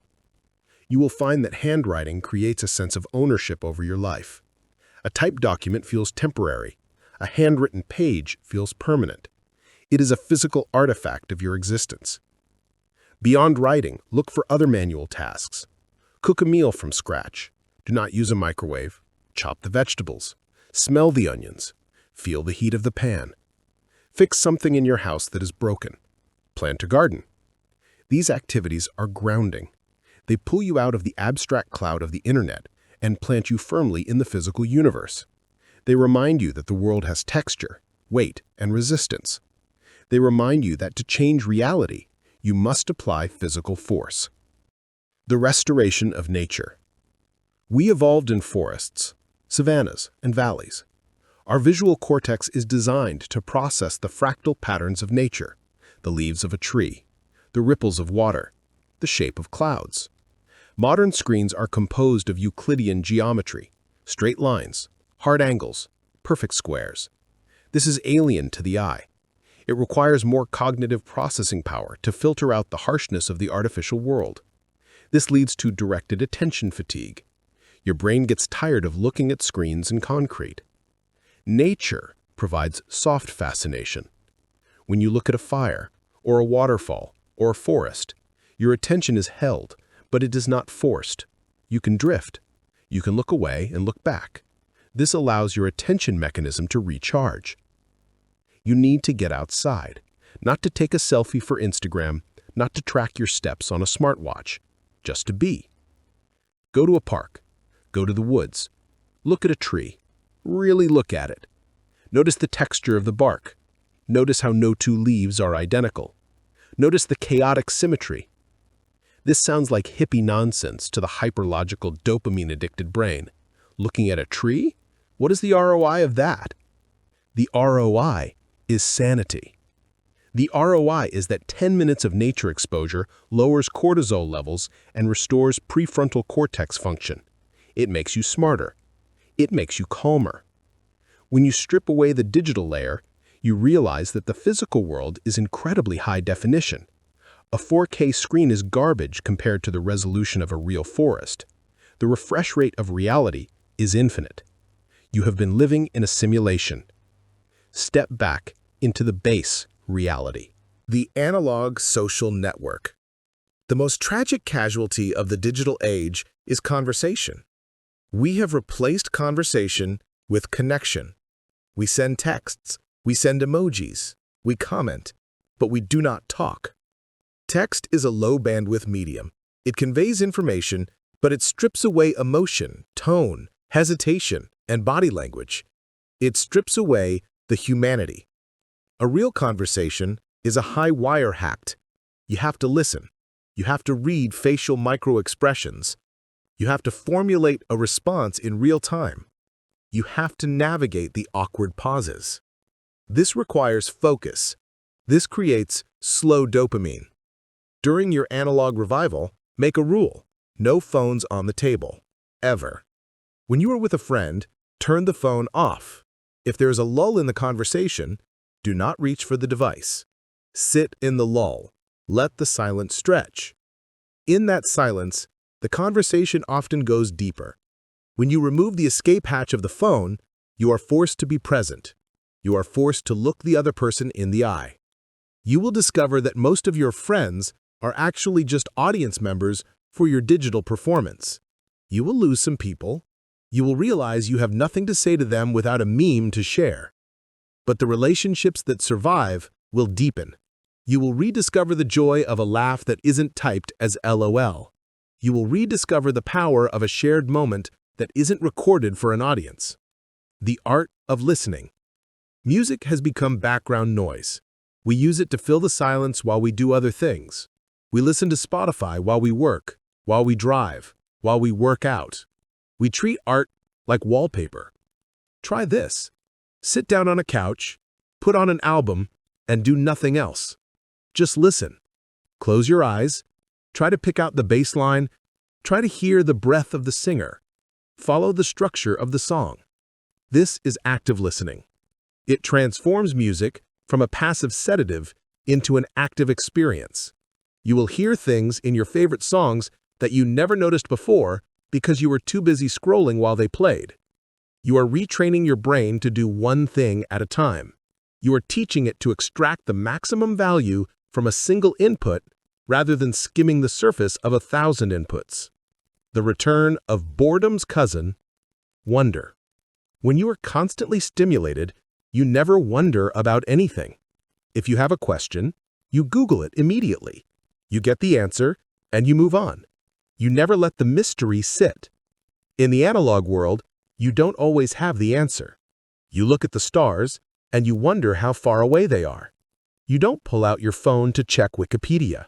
You just let the magnitude of the distance wash over you. You let yourself feel small. This sense of wonder is a powerful motivator. It drives curiosity. It drives the desire to learn, to explore, to understand. Google killed wonder. It replaced the quest for knowledge with the retrieval of data. Try to go a day without Googling anything. If you have a question, write it down. Think about it. Discuss it with a friend. Theorize. Use your logic. You will find that the process of thinking about the answer is far more satisfying than the act of finding it. The transition to mastery. The analog revival is not just about nostalgia. It is about preparation. We are preparing you for the next phase, the friction principle. We are preparing you to work. You cannot do deep, meaningful work if your brain is fragile. You cannot write a book, build a company, or master a skill if you cannot handle a slow burn. The analog revival is the training camp. Every page you read is a push-up for your attention span. Every handwritten journal entry is a sprint for your articulation. Every silent walk is a stretch for your imagination. You are building the cognitive endurance required for greatness. You will start to notice a change in your demeanor. You will speak slower, but with more weight. You will listen more than you talk. You will be less reactive and more strategic. People will notice. They will say, "You seem different." They won't be able to put their finger on it. They will think you look rested. What they are seeing is a human being who is no longer fragmented. They are seeing a person who is whole. You are becoming a solid object in a liquid world. While everyone else is dissolving into the digital stream, you are standing on the bank, watching the water flow, completely in control of where you choose to step. This is the power of the analog. It anchors you. The initial detox removed the poison. The analog revival is feeding you the antidote. But being healthy is not the end goal. Health is just the baseline. Now that you are sober, now that you are fed, now that your senses are sharp, it is time to put this machine to use. It is time to stop consuming, even the good stuff, and start creating. It is time to learn to love the pain of effort. It is time to understand that the highest form of dopamine doesn't come from what you take from the world, but from what you force into it. In the next chapter, we are going to flip the script on difficulty. We are going to teach you how to seek friction instead of avoiding it. We are going to turn you into a person who runs toward the hill, not away from it. The vacation is over. You have rested. You have healed. Now we work. Chapter 7. The Friction Principle. You are waiting for a feeling that is not coming. This is the great lie that has paralyzed your life. You believe that motivation is a lightning strike. You believe that one day you will wake up, the clouds will part, a beam of divine energy will hit you, and you will suddenly want to do the difficult work. You are waiting to feel like it. Let me be crystal clear. You are never going to feel like it. No one feels like waking up at 4 a.m. to run in the cold. No one feels like staring at a blank page when they could be watching Netflix. No one feels like making cold calls, studying complex equations, or having difficult conversations. The people who do these things do not have a magical want-to gene that you lack. They simply understand the physics of the mind. They understand the friction principle. We are now shifting gears. In the previous chapters, we detoxed, we cleared the fog, we resensitized your brain to the analog world. You are now clean. But being clean is not the same as being effective. You can be a sober, focused monk who sits in a room and achieves absolutely nothing. Now we must turn you into a force of nature. We must move from abstaining from bad dopamine to generating hard dopamine. The central thesis of this chapter is simple but counterintuitive. Motivation is not the cause of action. Motivation is the result of action. You have the equation backward. You think motivation, action, result. The reality is action, result, motivation. You have to move first. You have to drag your body through the mud before your brain releases the chemicals that make you feel good about the mud. The physics of willpower. Let's look at basic physics. Newton's first law of motion states that an object at rest stays at rest, and an object in motion stays in motion. This applies perfectly to your psychology. When you are sitting on the couch, you are an object at rest. The amount of energy required to stand up and put on your gym shoes is massive. This is called static friction. It is the force that keeps two stationary surfaces from sliding past each other. In your life, static friction is the resistance you feel right before you start. It is the, "Ugh, I don't want to do this" feeling. It is heavy. It is thick. It feels like gravity has doubled.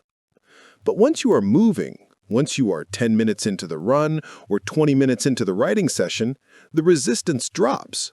You are now overcoming kinetic friction, which is significantly weaker than static friction.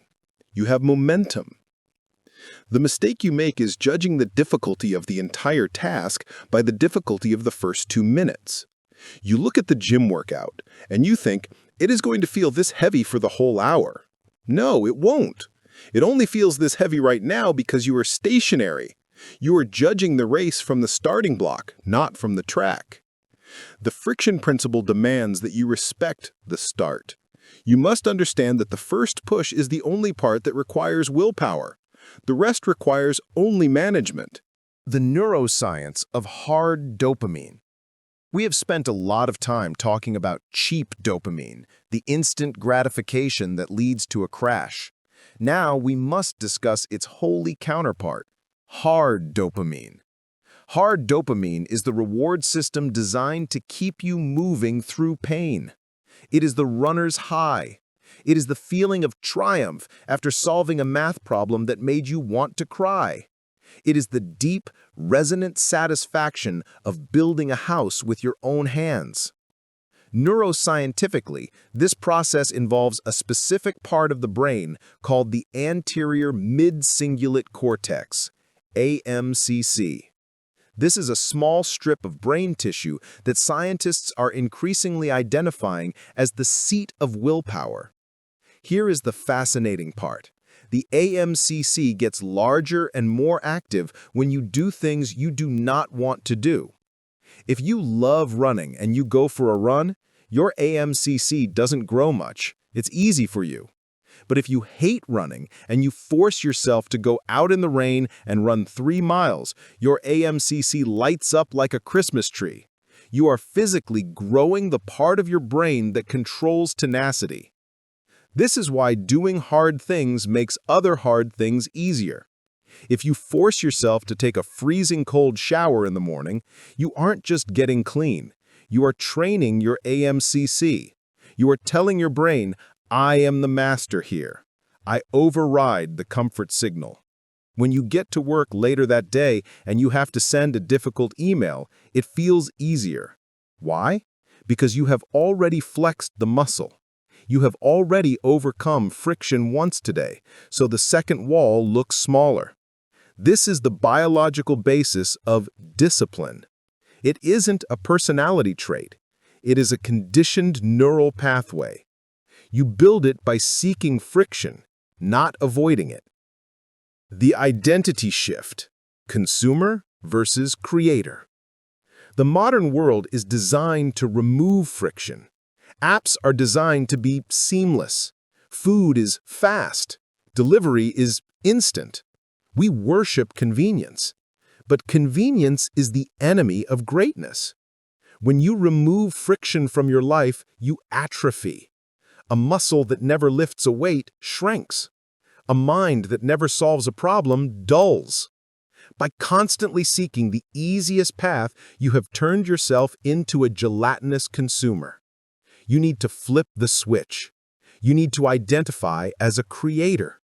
A creator invites friction. A creator looks at a block of marble and sees a statue, but knows that the only way to reveal it is to chip away at the stone with a hammer and chisel. That chipping is friction. It is hard work. It creates dust. It hurts the hands. But without the friction, there is no art. When you sit down to work, do not pray for it to be easy. Pray for it to be worth it. Stop looking for the hack.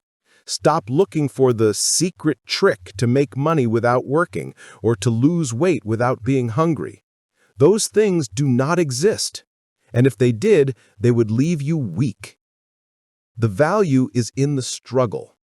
The dopamine you get after the struggle is the only dopamine that counts.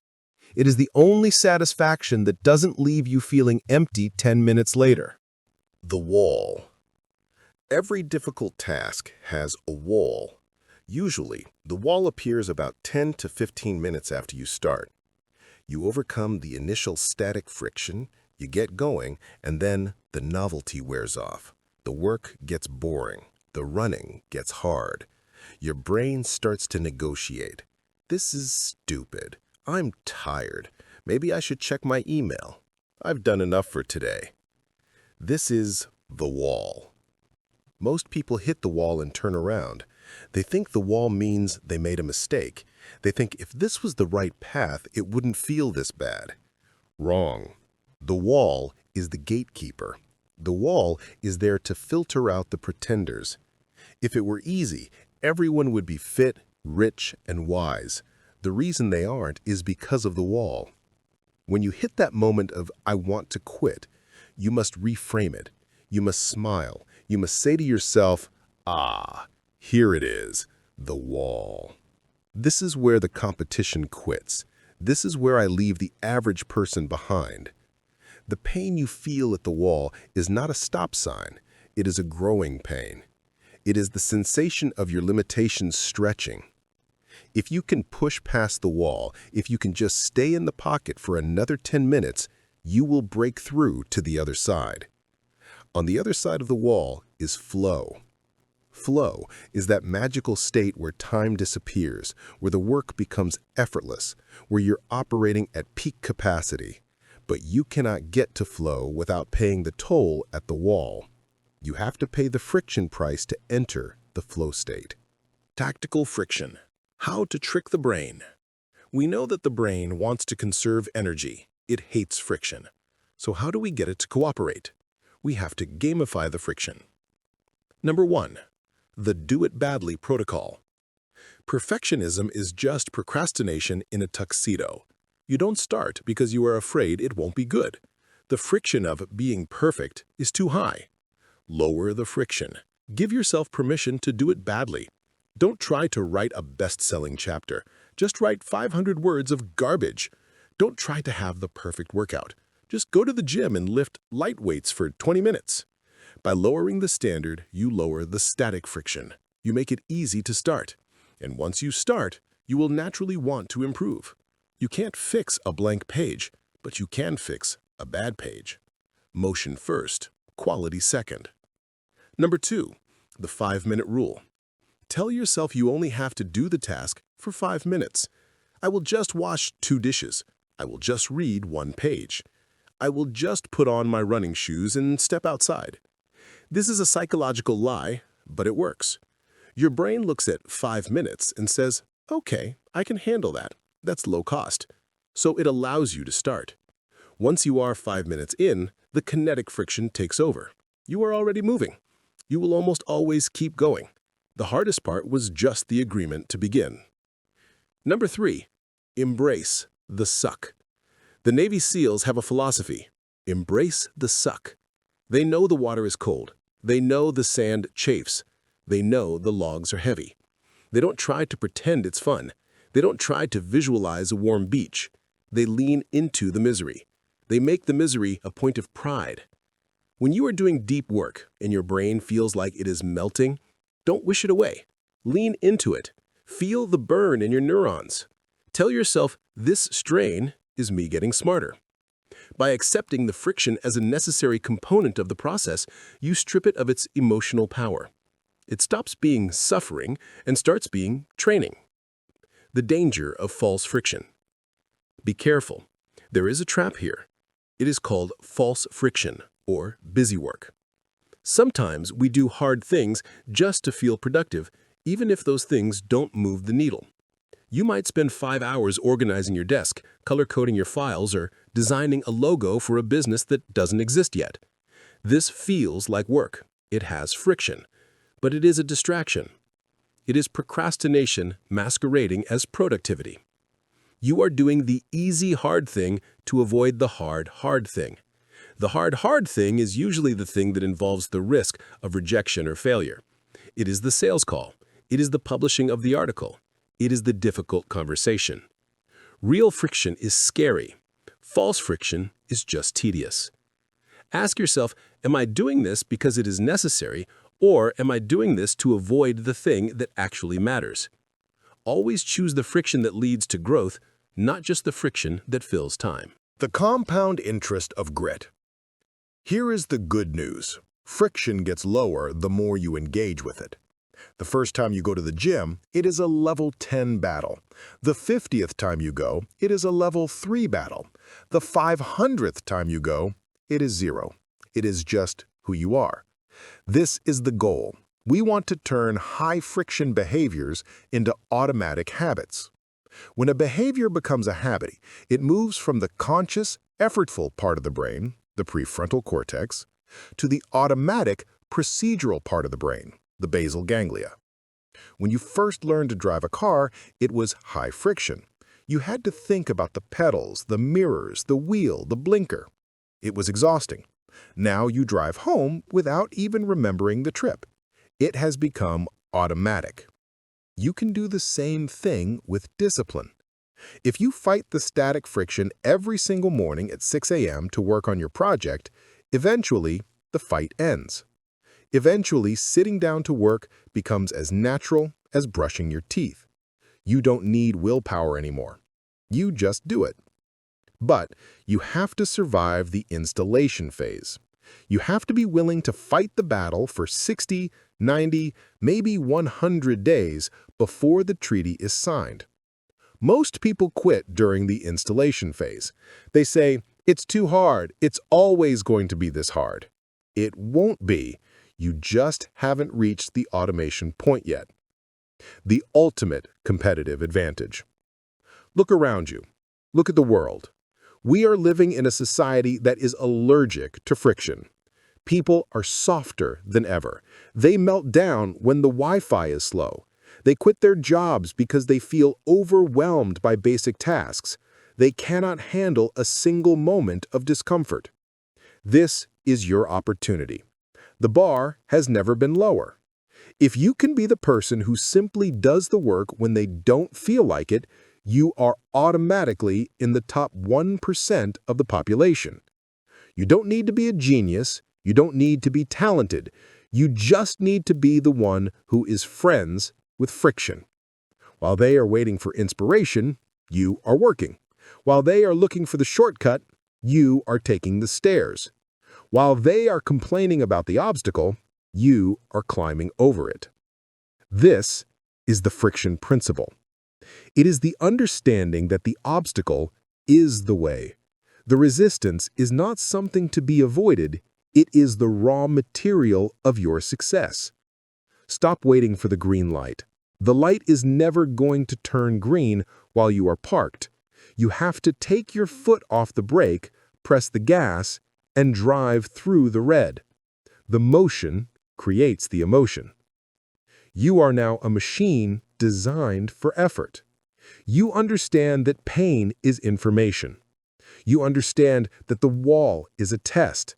You understand that the start is the hardest part, and you have the tools to overcome it. But now we need to look at your environment. You can have all the internal drive in the world, but if you are trying to work in a circus, you will fail. We need to build a fortress around your newfound focus. We need to talk about deep work and the architecture of your day. We need to structure your life so that the friction principle can operate without interference. You have the engine. Now let's build the track. Chapter 8. The Architecture of Focus. There is a difference between movement and progress. You can run on a treadmill for 10 hours. You will be sweaty, you will be exhausted, you will have burned thousands of calories. But at the end of the day, you will be in the exact same place where you started. Most people work like they are on a treadmill. They are busy, they answer emails, they attend meetings, they make to-do lists, they talk about the grind. But if you look at their output over a month or a year, it is negligible. They're spinning their wheels, generating heat but no forward motion. You do not want to be busy, you want to be effective. And to be effective in the modern economy, you need one specific skill that has become rarer than gold: deep focus. We have fixed your biology. You have detoxed. You have learned to embrace the struggle. Now, we need to build a structure that allows you to channel that renewed energy into a laser beam of productivity. We need to stop using a floodlight that illuminates everything dimly and start using a laser that cuts through steel. This is the architecture of focus. The currency of the new economy. Let's be honest about the state of the world. Low-level work is being automated. Anything that can be done while distracted, anything that is repetitive, simple, or administrative is going to be done by AI or by cheap labor. If your work can be done while you are checking your phone every 10 minutes, your work is not valuable. The only work that remains valuable is deep work. This is the term coined by Professor Cal Newport. Deep work is professional activity performed in a state of distraction-free concentration that pushes your cognitive capabilities to their limit. It is the code written by a master programmer. It is the strategy developed by a brilliant CEO. It is the book written by a philosopher. Deep work creates new value. It is hard to replicate, and it is impossible to do if your day is fragmented. You need to treat your focus like a professional athlete treats their body. An Olympian doesn't just sort of train when they feel like it. They have a rigorous schedule, they have a diet, they have a recovery protocol. They protect their training time with their lives. You must do the same. You are a cognitive athlete. Your brain is your asset. If you let people pick at it, distract it, and exhaust it with nonsense, you are sabotaging your career. The myth of multitasking. We need to kill a monster before we can build the fortress. That monster is multitasking. You think you are good at multitasking. You are not. No one is. The human brain is physically incapable of processing two high-level cognitive tasks simultaneously. You cannot write a thoughtful email and listen to a conference call at the same time. What you are doing is rapid task switching. You switch to the email, then you switch to the call, then back to the email. As we discussed in Chapter 3, every switch incurs a tax. It leaves attention residue. If you multitask for an hour, you have not done an hour of work. You have done perhaps 20 minutes of low-quality work, and you have spent 40 minutes switching contexts. You have lowered your IQ by 10 points. To build the architecture of focus, you must commit to monotasking. One thing, only one thing, until it is done. The 90-minute sprint, ultradian rhythms. How long should you focus for? Most people try to work for 8 hours straight. This is biological nonsense. The brain is not a marathon runner, it is a sprinter. Your body operates on cycles called ultradian rhythms. These are energy cycles that last approximately 90 to 120 minutes. You have a peak of energy, followed by a trough. If you try to push through the trough with caffeine and willpower, you produce garbage work. You are grinding gears. The optimal strategy is the 90-minute focus block. Here is the protocol. Set a timer for 90 minutes. Pick one high-value task. Eliminate all inputs. Phone in the other room, internet off if possible. Work with intense, white-hot intensity until the timer goes off. When the timer hits 0, you stop. Even if you are in the middle of a sentence, you stop. Then you take a 20-minute break. This break is crucial. It must be a real break. Do not check email. Do not scroll social media. If you switch from work to scrolling, your brain does not rest. It just switches stimulation sources. Go for a walk. Stare at the sky. Stretch. Drink water. Let your brain cool down. Then do another 90-minute block. If you do 3 of these 90-minute blocks in a day, you will produce more high-quality work than the average person produces in a week. That is only 4.5 hours of work, but it is deep work. The rest of the day can be for meetings, emails, and admin. The Fortress of Solitude. Designing your space. You cannot have a high-focus mind in a low-focus environment. If your desk is covered in clutter, your visual cortex is constantly processing that clutter. It is a background drain on your battery. Clear it. But more importantly, you must defend your time. People will try to steal your focus. They will stop by your desk, they will call you, they will tag you. They are time vampires. They don't mean to be malicious, they are just bored and looking for a distraction partner. Do not let them feed on you. You need a signal. If you work in an office, buy a large pair of noise-canceling headphones. Wear them even if you aren't listening to anything. They are a universal sign for do not disturb. Block your calendar. Mark your 90-minute blocks as meeting with VIP. If someone tries to book you, say, I am fully booked at that time. You don't have to tell them the VIP is you. If you work from home, lock the door.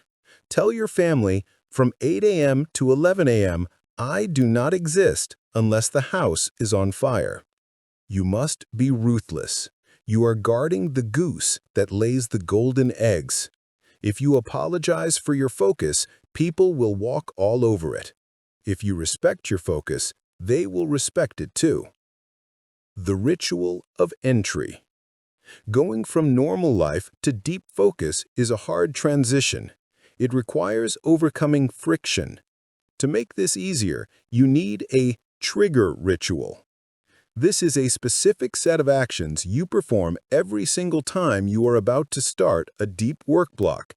It conditions your brain like Pavlov's dog. It says, okay, when this happens, we enter the zone. Your ritual could be, clear the desk. Put the phone in the drawer. Get a cup of black coffee. Put on a specific playlist, instrumental, lo-fi, or binaural beats. Take 3 deep breaths. Start. Do this every time. Eventually, the smell of the coffee and the sound of the music will automatically trigger a dopamine release and a focus response. You won't even have to think about it. You will slide into the zone on autopilot. Swallow the frog. When should you do your deep work? First. Always first. Mark Twain famously said, if it's your job to eat a frog, it's best to do it first thing in the morning. And if it's your job to eat 2 frogs, it's best to eat the biggest one first. Your frog is your most difficult, most important, and most anxiety-inducing task. It is the thing you are most likely to procrastinate on. If you leave the frog for 4 p.m., you will spend the entire day dreading it. Your energy will drain away as you worry about it, and by the time 4 p.m. comes, you will be too tired to do it well. Eat the frog immediately. Do not check your email when you wake up. Do not check the news.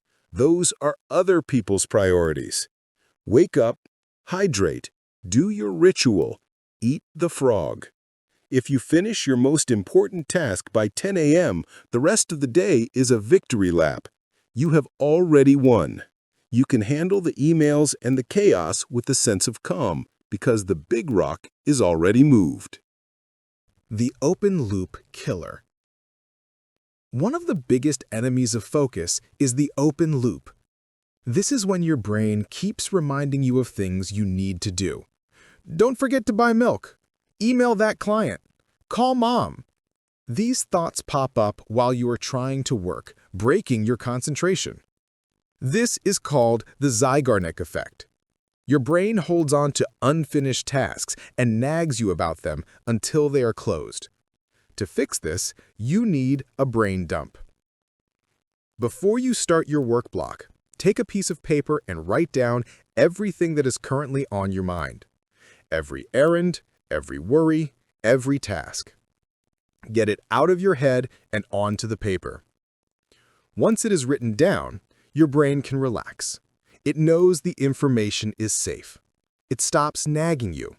You have closed the loop. You can now devote 100% of your RAM to the task at hand. Gamifying the grind. We talked about using dopamine for good. This is where we apply it. You can gamify your focus. Make it a challenge. Track your deep work hours. Get a calendar and put a big red X on every day where you successfully complete your 90-minute blocks. Don't break the chain. Use a done list. Most people use a to-do list, which is depressing because it is always full. A done list is a list where you write down tasks after you finish them.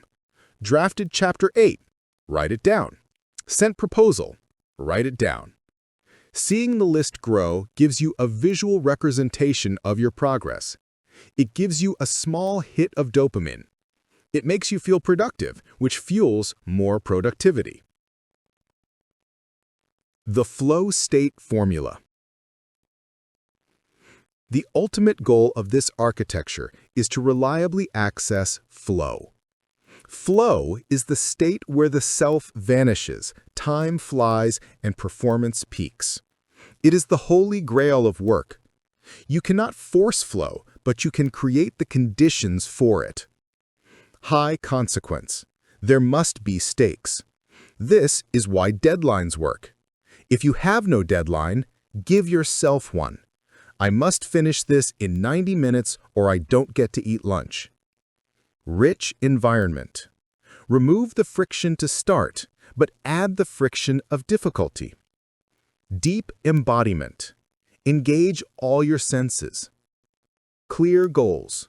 You must know exactly what you are trying to achieve in this session. Work on project is too vague. Write 1,000 words of the introduction is clear. Immediate feedback. You need to know if you are doing it right. In writing, the words on the page are the feedback. In coding, the compiler is the feedback. The preservation of energy. Finally, you must understand that your focus is finite. You only have about 4 hours of true elite-level deep work in you per day. Even the masters, Darwin, Hemingway, Einstein, only worked about 4 hours a day. The rest of the time, they rested, they walked, they thought. Do not try to force 8 hours of deep work. You will burn out. Protect those 4 hours. Treat them as sacred. The rest of the day can be flexible, but those 4 hours are the rent you pay for your success. The identity of the architect. You are no longer a worker bee reacting to the hive. You are an architect. You design your day.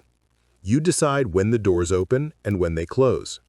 You decide where the light shines. When you build this structure, when you implement the blocks, the rituals, and the boundaries, you will find that the laziness you thought you had disappears. You weren't lazy, you were just disorganized. You were trying to focus in a chaotic environment with a fragmented mind. Now you have a system.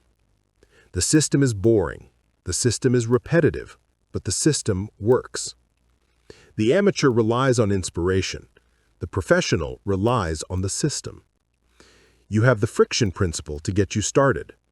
You have the architecture of focus to keep you going.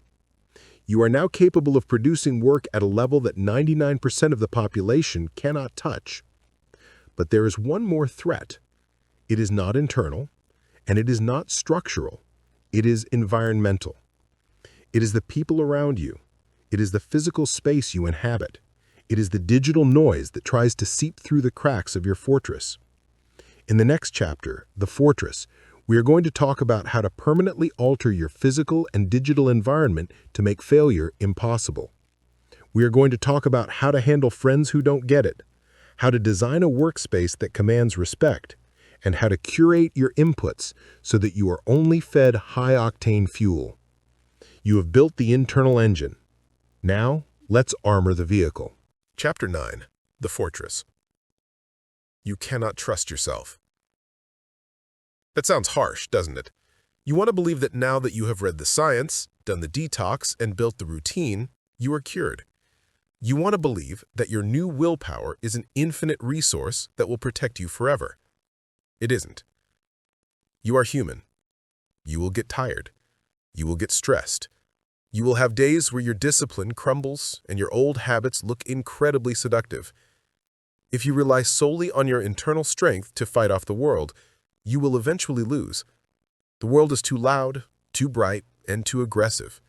It never sleeps, but you do. You cannot rely on willpower. You must rely on walls. You need to build a fortress. A fortress is an environment that protects you from your own worst impulses. It is a system of physical, digital, and social defenses that makes the good behavior the default and the bad behavior impossible. Architecture dictates behavior. If you walk into a library, you whisper. If you walk into a stadium, you scream. You didn't choose those behaviors. The environment chose them for you. Right now, your environment is likely designed for consumption. Your living room points toward the TV. Your phone buzzes in your pocket. Your friends send you memes. Your fridge is full of easy snacks. Your entire life is architected to make you fat, lazy, and distracted. We are going to tear down that architecture and build a citadel of focus. The physical fortress. Your sanctuary. Look at your workspace. Look at your bedroom. What do they say to you? Do they say, "We are here to work," or do they say, "We are here to relax and drift"? The first rule of the physical fortress is environmental signaling. Every object in your room is a cue. A pile of laundry says chore. A dirty plate says mess.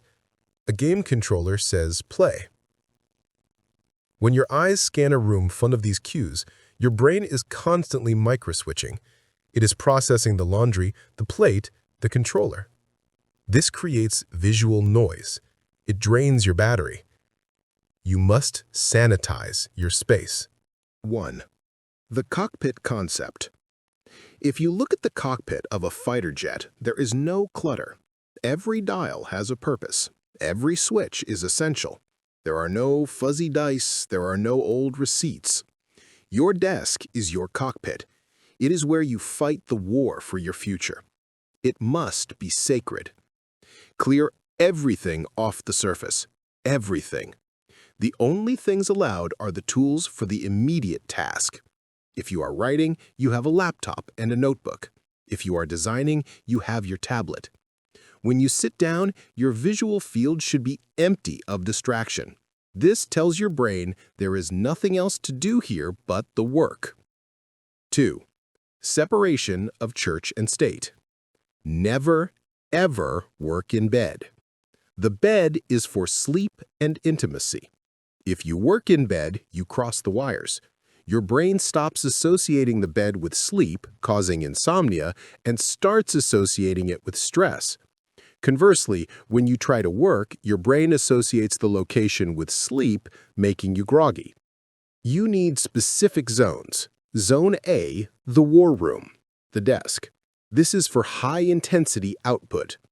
Zone B, the lounge, couch or chair. This is for relaxation and consumption. Zone C, the sanctuary, bed. This is for rest. Do not cross the streams. If you want to scroll Instagram, physically get up from your desk and go to the lounge. Do not pollute the war room with cheap dopamine. By physically moving, you create a boundary. You train your physiology to shift gears based on your location. 3. The path of least resistance. Water flows downhill. It follows the path of least resistance. Your behavior does the same. If you want to read more, put the book on your pillow. You literally have to move it to go to sleep. That is low resistance. If you want to stop watching TV, take the batteries out of the remote and put them in a drawer in the kitchen. That is high resistance. Walk through your house and look for the friction points. Where is it too easy to fail? Where is it too hard to succeed?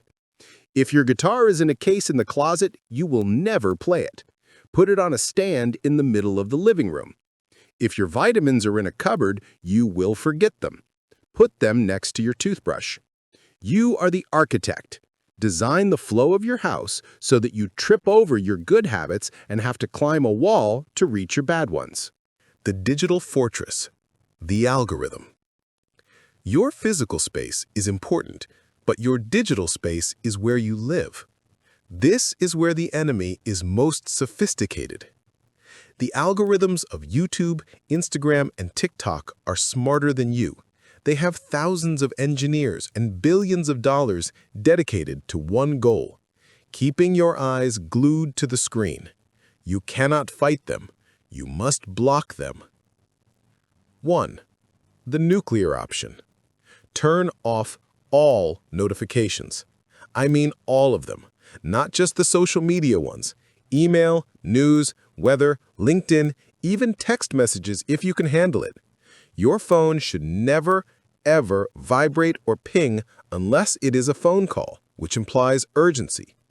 A notification is someone else kicking open the door to your fortress and screaming, "Look at me!" You would not allow a stranger to walk into your house and scream at you while you are working. Why do you let an app do it? You check the phone when you decide, not when it calls. You are the master. It is the tool. 2. Training the beast. You can actually train the algorithms to work for you. Right now, your feed is probably a mess of gossip, girls, gaming, and news. That is because that is what you have clicked on. The algorithm thinks you are a distractible hedonist, so it feeds you hedonism. Change the data. Create a new YouTube account. Only subscribe to educational channels. Only click on videos about business, fitness, history, or science. Never click on a fail compilation or a celebrity drama video. Within a week, the algorithm will change. It will start suggesting lectures. It will suggest documentaries. It will become a university tailored to your interests. Do the same for Instagram. Unfollow every model, every meme page, every influencer who makes you feel inadequate or distracted. Follow artists, thinkers, builders, and minimalists. Turn your feed from a sewer into a library. If you are going to scroll, at least scroll through ideas that expand your mind rather than content that shrinks it. 3. The second brain. Your biological brain is for having ideas, not for holding them. One of the biggest sources of anxiety is the mental loop of, "I have to remember this." It burns cognitive RAM. Build a digital second brain. Use an app like Notion, Evernote, or Obsidian. This is your external hard drive. Every idea, every task, every meeting note goes into the second brain immediately. You create a searchable archive of your life. When you know that everything is captured and safe, your mind can let go. It can relax. The fortress holds the data, so you don't have to. The social fortress, the gatekeepers. This is the hardest part. You can clean your room, you can delete apps, but what do you do about people? There's a saying, you are the average of the 5 people you spend the most time with. It's a cliche because it's true, but it goes deeper than that. Humans are herd animals. We have mirror neurons. We subconsciously mimic the energy, the language, and the standards of the people around us. If your 5 best friends are cynical, lazy, and addicted to cheap dopamine, you will remain cynical, lazy, and addicted. You cannot outwill the herd. The social gravity is too strong. 1. The crab bucket. When a single crab tries to climb out of a bucket, the other crabs will pull it back down. They don't do this out of malice. They do it out of instinct. When you start the dopamine diet, when you start working out, reading, and focusing, your old friends will get uncomfortable. They will say things like, "You're no fun anymore. Why are you working so hard? Relax. You think you're better than us?" They are pulling you back down. Your improvement shines a light on their stagnation. It makes them feel inadequate. To stop that feeling, they need you to stay the same. You have to make a cold, hard decision. Are you willing to sacrifice your potential to make your friends comfortable? I am not saying you have to cut everyone off tomorrow, but you must protect your energy. 2. The inner circle. You need to curate your social circle as ruthlessly as you curate your Instagram feed. You need high-agency people. High-agency people believe that they can change their reality. They don't complain, they solve. They don't gossip, they discuss ideas. They don't drag you down, they challenge you to step up. Where do you find them? You won't find them at the bar on a Friday night. You won't find them in the comment sections. You find them in the places where growth happens. In the gym, at seminars, in book clubs, in online communities dedicated to building things. And remember, you can have digital mentors. You may not know Elon Musk or David Goggins, but you can spend hours with them through books and podcasts. Let their voices be the ones that fill your head, not the complaining of your coworker. 3. The art of the no. To maintain the fortress, you must become an expert at saying no. People will try to take your time. They will invite you to things you don't want to do. They will ask for favors that derail your day. Most people say yes because they want to be liked. They are people pleasers.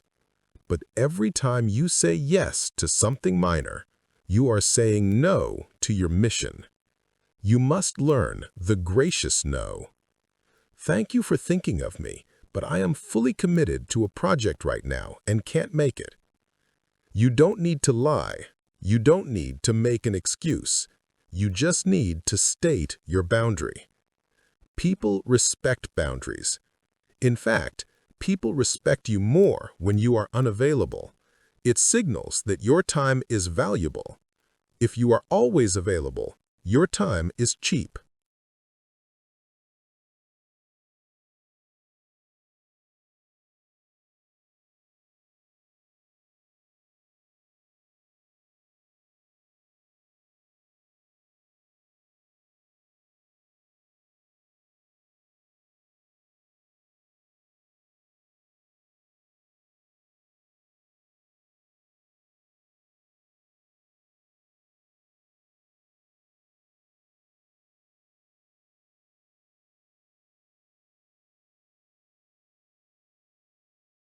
The input diet. Garbage in, garbage out. Your brain is a processing engine. It takes inputs, processes them, and produces outputs, thoughts, actions, feelings. If you feed the engine garbage, you will get garbage output. If you watch the news for an hour a day, your output will be anxiety and fear. The news is designed to terrify you. It sells outrage. It presents a distorted view of the world where everything is burning. If you listen to angry music, your output will be aggression. If you watch reality TV, your output will be drama.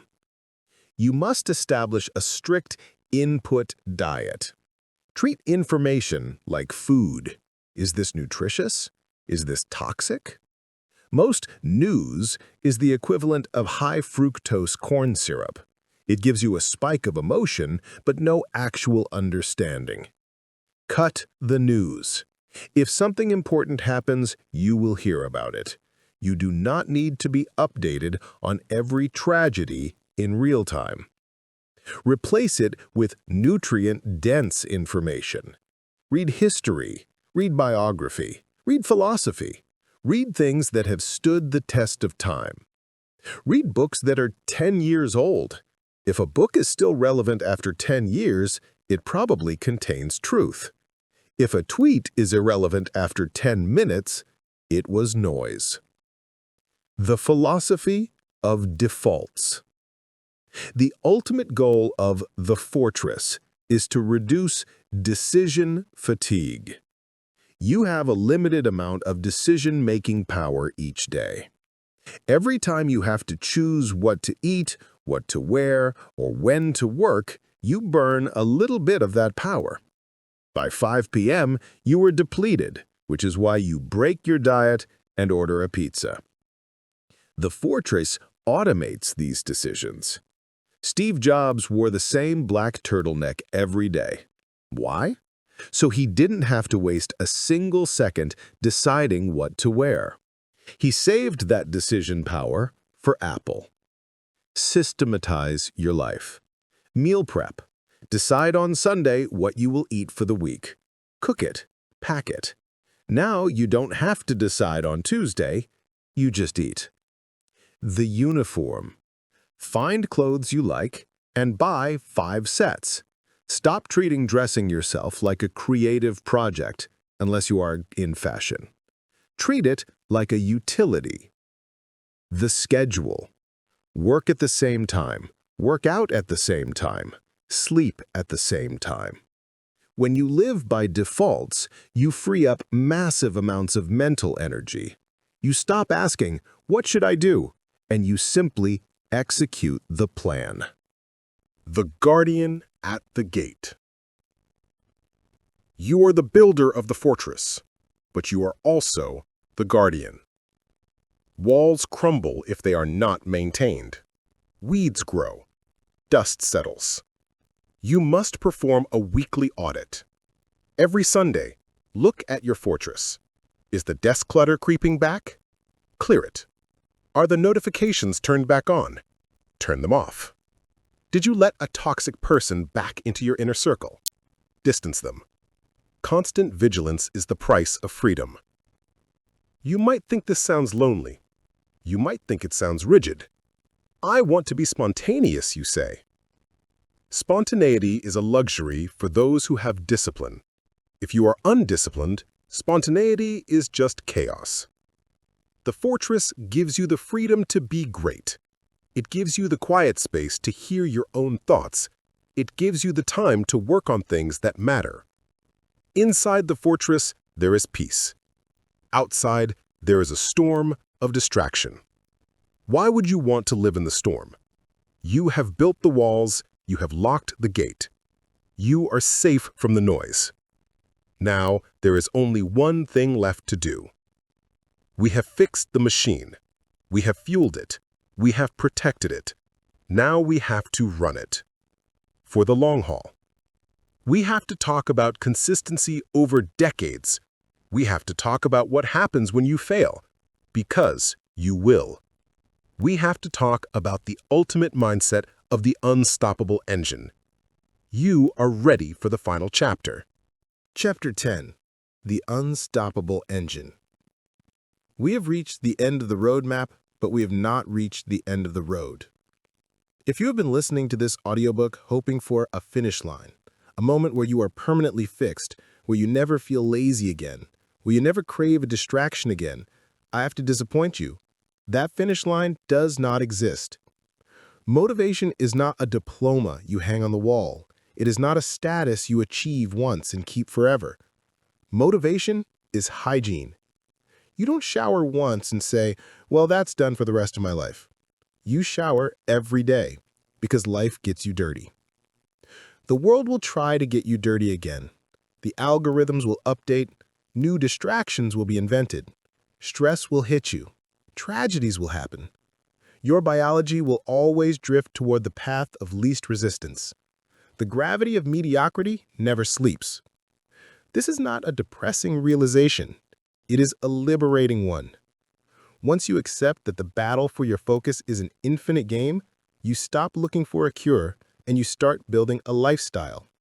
You stop trying to be perfect and you start trying to be consistent. You are no longer a person on a diet. You are a person who has fundamentally changed their metabolic rate. You are not a sailboat waiting for the wind of inspiration to blow. You are an engine.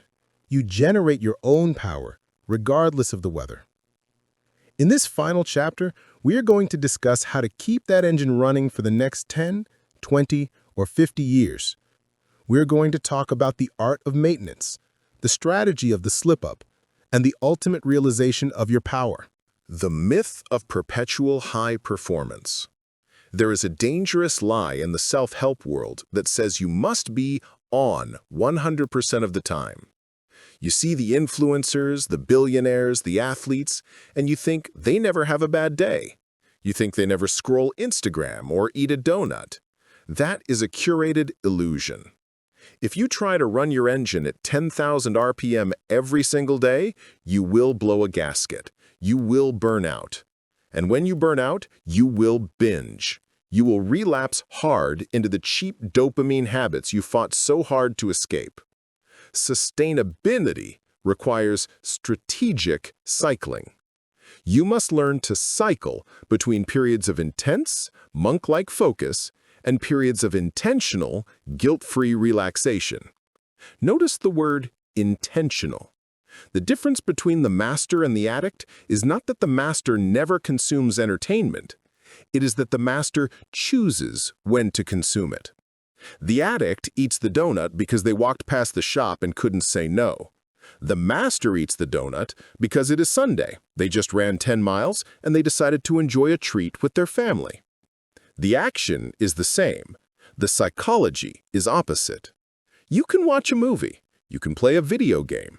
You can have social media. But these things must be the dessert of your life, not the main course. You cannot survive on dessert. The art of the slip-up, the refractory period. You are going to mess up.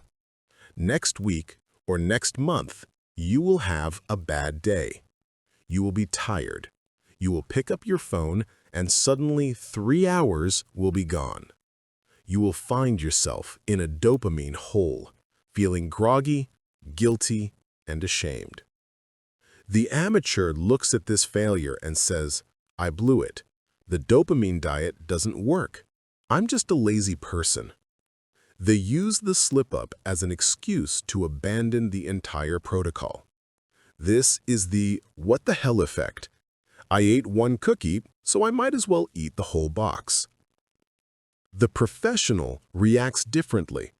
The professional measures success not by the absence of failure, but by the length of the refractory period. The refractory period is the time it takes you to realize you're off track and correct course. For the amateur, the refractory period is weeks or months. They fall off the wagon in November and say, I'll start again in January. For the professional, the refractory period is minutes. You catch yourself scrolling. You realize, whoa, I'm doing it again. You don't beat yourself up. You don't spiral into shame. You simply say, correcting course. You turn off the phone. You stand up. You drink a glass of water. You reset. The mistake didn't kill you. The lingering in the mistake is what kills you. Do not try to be perfect. Try to be fast at fixing your errors. If you miss a workout, go tomorrow. If you waste a morning, win the afternoon. Never let 2 mistakes happen in a row. 1 mistake is an outlier. 2 mistakes is the beginning of a new habit. The 80-20 rule of dopamine. You do not need to live like a monk to have the benefits of a monk. You just need to control the critical 80%. If 80% of your day is high-quality, slow dopamine, work, reading, exercise, connection, your brain can handle 20% of the fast stuff without losing its sensitivity. The poison is in the dosage. If you drink 1 glass of wine with dinner, you are fine. If you drink 2 bottles, you are drunk. If you check Instagram for 15 minutes after your work is done, you are fine. If you check it every 5 minutes during your work, you are cognitively drunk. You have built the fortress, Chapter 9, to protect the 80%. As long as the fortress holds during your deep work hours, you can lower the drawbridge in the evening. But be warned, you must earn the leisure. Dopamine must always be the reward for effort, not the precursor to it. Never spike your dopamine before you do the hard thing. If you check your phone in the morning before you work, you have flipped the equation. You got the reward without the effort. Your brain now has no incentive to work. Always work first. Play second. This aligns with your biology. The hunt comes before the feast. The quiet confidence. As you sustain this lifestyle, you will notice a shift in your personality. You will become quieter. In a world where everyone is screaming for attention, where everyone is posting every thought they have, the person who is silent is the person who has power. You don't need to post about your hustle. You don't need to tell people you are on a dopamine detox. You don't need to preach. You just do the work. There is a profound confidence that comes from being in control of your own mind. When you walk into a room, you will look different. You will make eye contact. You will not be twitchy. You will have the stillness of a predator, not the erratic energy of prey. People will trust you more. They will respect you more. Why? Because they can sense that you are not easily manipulated. They can sense that you are operating on a deeper frequency. This is the ultimate competitive advantage. We're moving toward a world of extreme polarization. On one side, there will be the dopamine zombies, the masses who are permanently plugged into the matrix, consuming content, reacting to algorithms, unable to focus for more than 8 seconds. They will be the consumers. They will be the product.